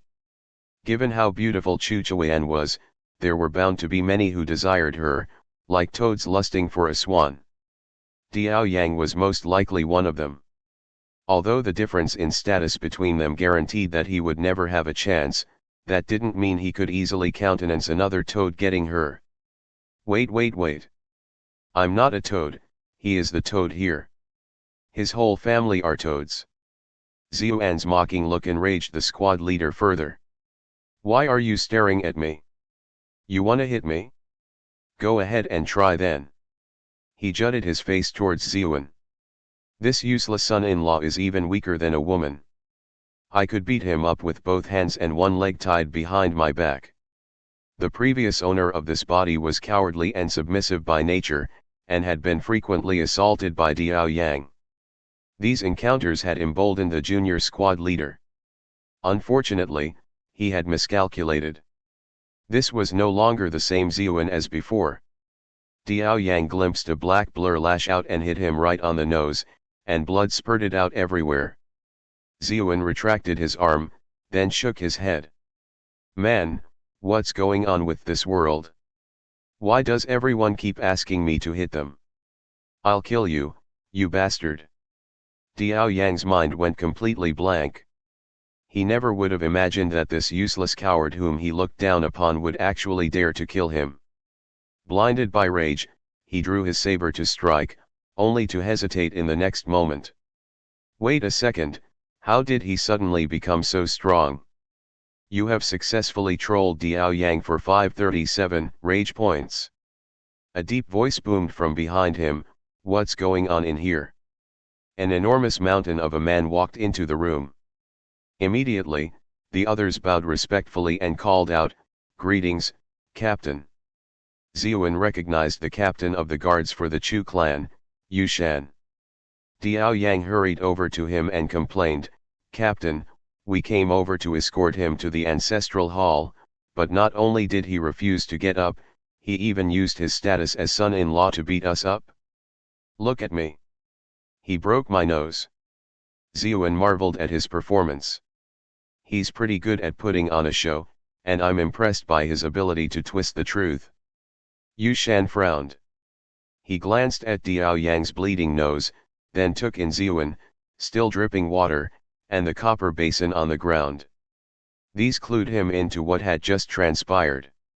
"Everyone is waiting in the ancestral hall, while all of you are here causing a ruckus. Go to the ancestral hall now. Everything else can wait." Yu Shan snorted. He simply couldn't give a damn about such petty matters.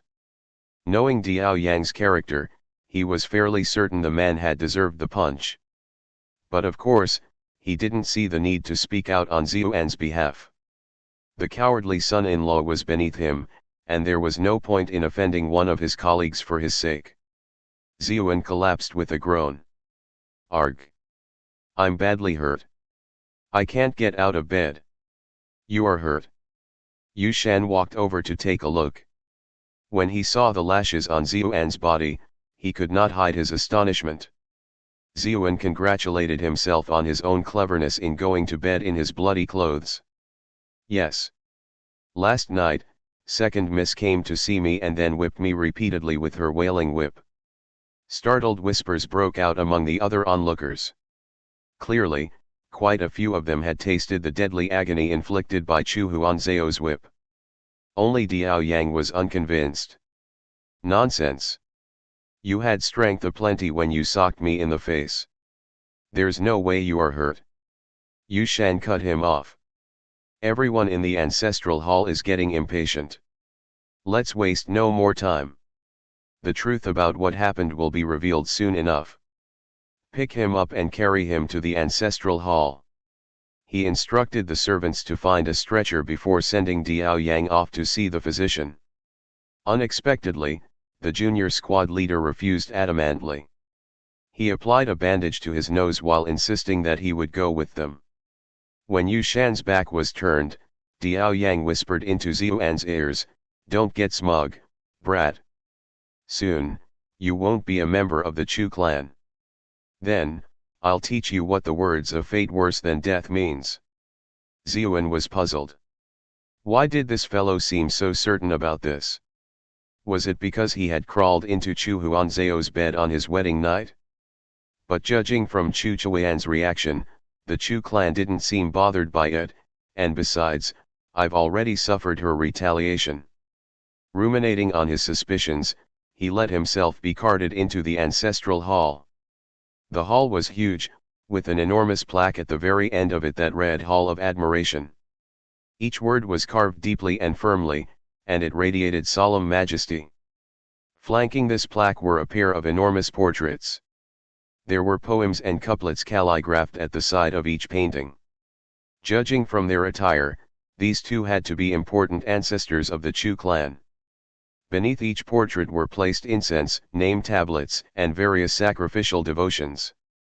2 seats were arranged in front of the incense, and they were occupied by a middle-aged man and woman. The man was bearded, but his face shone like jade. He was the perfect image of a handsome, gentle scholar. The noblewoman had arching eyebrows, eyes that shimmered like an autumn's lake, and her hair done up in a bun, fastened with a golden headdress shaped like a peacock. The peacock's plumes flared outwards, framing her perfect hairdo. This was a woman of luxury and poise. Xiuan knew that these two had to be the current leaders of the Chu clan, Patriarch Chu Zhongtian and his wife, Qin Wanru. When her gaze fell on him, he instinctively shrank in awe and dread. Clearly, the previous owner of this body was so utterly terrified of her that even now, some residual fear remained. He noticed many men in the hall were focused on neither Chu Zhongtian nor Qin Wanru. He traced their furtive glances, and it brought his line of sight toward a young woman dressed in a red blouse and a black skirt, seated next to Chu Chuan. This woman was the perfect personification of charm itself. The skin covering her oval face looked as soft as butter, and her almond-shaped eyes could hold any soul captive. Every inch of her oozed a sensual allure that filled any man who set eyes on her with the most inappropriate of thoughts. Oh my! She's ginormous. Xiuan's gaze fixed upon her chest. No wonder everyone is staring at her. The woman seemed to feel his gaze on her, but instead of anger, a hint of a smile touched her lips. This smile was so captivating, just a glimpse of it could soften any heart. His memories named her as Pei Man, and she was a dear friend of Chu Chuan. She was the young miss of the famous Pei clan of the imperial city. She had recently come to take in the sights of Bright Moon City and had grown quite close to Chu Chuan. Xiuan replied calmly, "I know that I deserve 1,000 deaths for having carried out such a despicable, beastly deed. That's why, when the second miss came to speak to me last night, I decided to atone for my sins. I didn't resist as she struck me again and again with her wailing whip. I took a total of 8 strikes before she forgave me. Those in the hall scoffed at his obviously empty boast. Didn't resist at all? Picky. If the second miss really wanted to beat you up, how could you possibly resist or dodge even if you wanted to? Only then did Chu Zhongtian and his wife register the bloodstains on his clothes, as well as the fact that he was on a stretcher. Yu Shan spoke up, "My lord, the young master said that his wounds from the wailing whip were so grievous that he lacked the strength to move, so we had to carry him here." Huanzhao. Qin Wanru was startled, but she did not dismiss the story as she knew her daughter's temperament. Flustered by this turn of events, she snapped, "This is ridiculous behavior." Chu Zhongtian wore an odd look. "Wanru, we summoned everyone today for the sake of what happened to Huanzhao. If she has already personally punished Ziyuan, perhaps we can let this matter rest." He recalled the conversation he'd had with his daughter from the previous day. It had fueled his own suspicions that not all was as it seemed, and that Ziyuan could be innocent. However, he had called this meeting for the sake of his wife, and to satisfy the side branches of the Chu clan who were doing their own investigations. Upon hearing these words, Ziyuan felt his heart go out to the man. It's almost impossible to find such a wonderful father-in-law. Before Qin Wanru had a chance to respond, a high-pitched voice screeched, "Big brother, I must disagree. Our Chu clan has always taken pride in the strictness of our clan rules. We've never had something so unsightly happen. If we simply waved it away, the Chu clan would be disgraced. Do you know how many rumors are flying about these days? Everyone is saying that this brat has latched onto both sisters at once. If we do not punish him, it'll further fuel the spread of these evil rumors." The speaker was a grim-faced, middle-aged man seated directly below Chu Zhongtian. His eyes were weighed down by heavy, dark bags, and he gently fanned himself as he spoke. According to Ziyuan's new memories, this was Chu Tai's Hung. He was a member of the second branch of the Chu clan, and Chu Chuan addressed him as second uncle. "Second uncle, what are you talking about? It's not like he did anything to me that night." A beautiful young woman had barged in from an adjoining hall. She was dressed in fiery, skin-tight leathers, which contrasted sharply with the general coldness of the grand hall. Chu Zhongtian snapped, "Huanzhao, why are you out here? Go back inside immediately. Stop yelling at her. You shouldn't yell at children like that." Qin Wanru glared at her husband, then turned to beam at her daughter. "It's all right, Huanzhao. Don't listen to your father. Come and sit next to me. Tell mother what this is all about." Chu Zhongtian chuckled in embarrassment. No one batted an eyelid. Clearly, this was an everyday occurrence. Chu Huanzhao used the whip in her hand to point at Ziyue and mother. "Last night, I really did use the wailing whip to beat him up. In the end, I also agreed to forgive what he did. I don't want to go back on my word." Ziyuan gave her a huge mental thumbs up. Although the little girl had a sadistic streak, at least she was an honest gambler. A rotund man seated opposite Chu Tai's Hung spoke up. "Niece, you are still too young to understand the wicked ways of this world. Any of us could have punished Ziyuan, you were the only one who shouldn't have. If word of this spreads, everyone will assume that the scandal is true. You aren't even married yet. Think about what this would do to your reputation." He was deadly serious as he spoke, but the huge amount fat on his face had creased into what looked like a smile.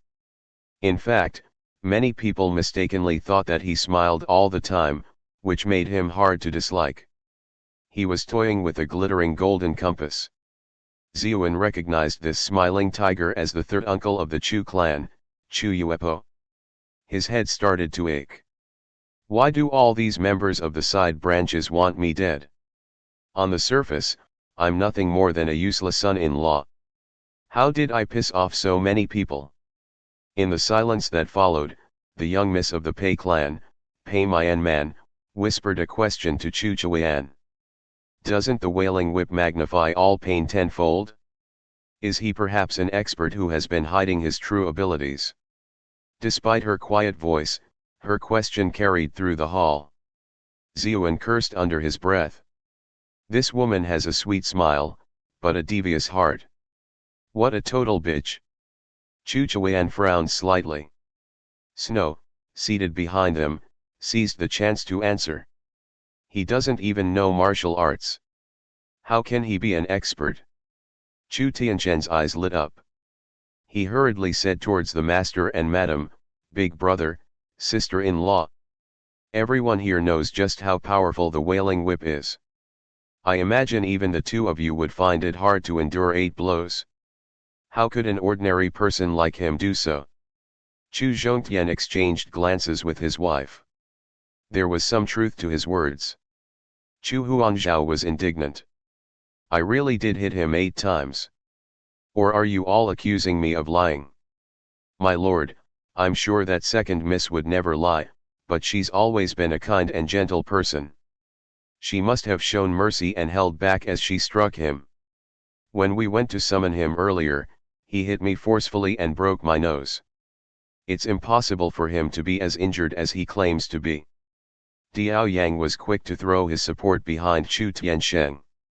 Those gathered in the hall were incredulous. The second miss? Kind and gentle? How could you say such lies with a straight face? Since when did she ever show anyone mercy with that whip of hers? Still, the proceedings thus far had been quite ridiculous. She didn't fall for her brother-in-law, did she?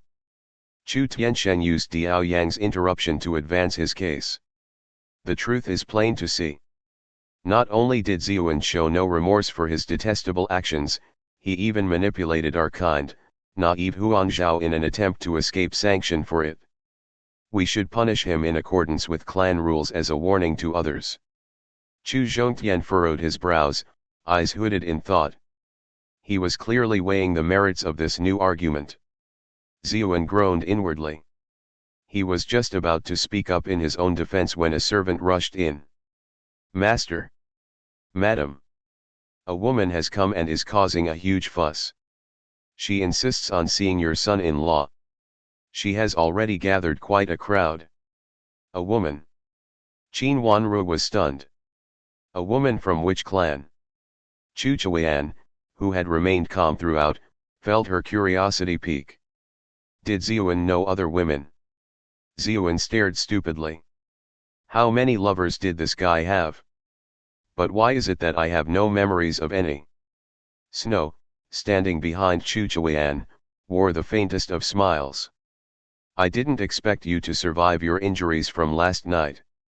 Thankfully, I made ample preparations.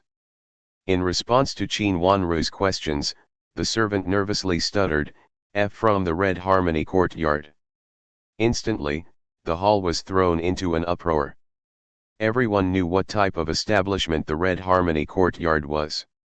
It's a disgrace to let this nonsense continue outside our estate. Bring her inside. Qin Wanru ordered coldly, her voice quivering with barely contained anger. A woman in a gaudy dress and makeup sashayed into the hall. When she caught sight of Ziyuan, she threw herself at him, sobbing and wailing. You heartless man! After you had your fill, you said you were broke and couldn't pay, but promised instead to bring me into your household as a concubine. You even told me that I could become a sister to the young misses of the Chu clan. That was the only reason I agreed. How could you just abandon me? Snow idly toyed with her ponytail, her eyes narrowed to crescent slits. Let's see you make it out of this alive. It was purely a case of her word against his. Even if you deny it, no one will believe you unless you make public the fact that you are impotent, which would be even more embarrassing for the clan. No matter what, you'll no longer be the son-in-law after today. Young master, your dreams will quickly become a reality. The members of the second and third branches fell silent, and an uneasy silence filled the hall. There was nothing more to be said. Chu Zhongtian, who had been accommodating Ziyuan so far, was furious. A common whore openly bragging about becoming a sister to his precious daughter? This was an absolute disgrace, and it was all because of Ziyuan. Vile miscreant. What do you have to say for yourself? Qin Wanru glared at Ziyuan, her eyes spitting fire. You have successfully trolled Chu Zhongtian for 78 rage points. You have successfully trolled Qin Wanru for 300 rage points. Ziyuan himself wondered how the previous owner of this body had managed to survive this long. He had transmigrated to this world just a day ago, but everyone seemed to want him dead. So, who hired this prostitute to deal with me? The second branch? The third? Maybe Miss Pei? Looks like mooching off my wife isn't going to be that easy. He calmly turned to face the gaudily dressed woman. What's your name again? Oh, you heartless man. Don't even pretend you don't know me. You passionately called out my name Springflower so many times, but now you've forgotten it, the prostitute said with a cold smile. Ziyuan didn't argue with her, but answered with a smile of his own, ah. Please forgive me, sweet Springflower, I've been busy recently and it slipped my mind. How much do I owe you for your services? My services? You don't have to put it so bluntly. Springflower waved her fingers flirtatiously. We were together for nearly half a month. That would make it a total of 20, no, 30 silvers.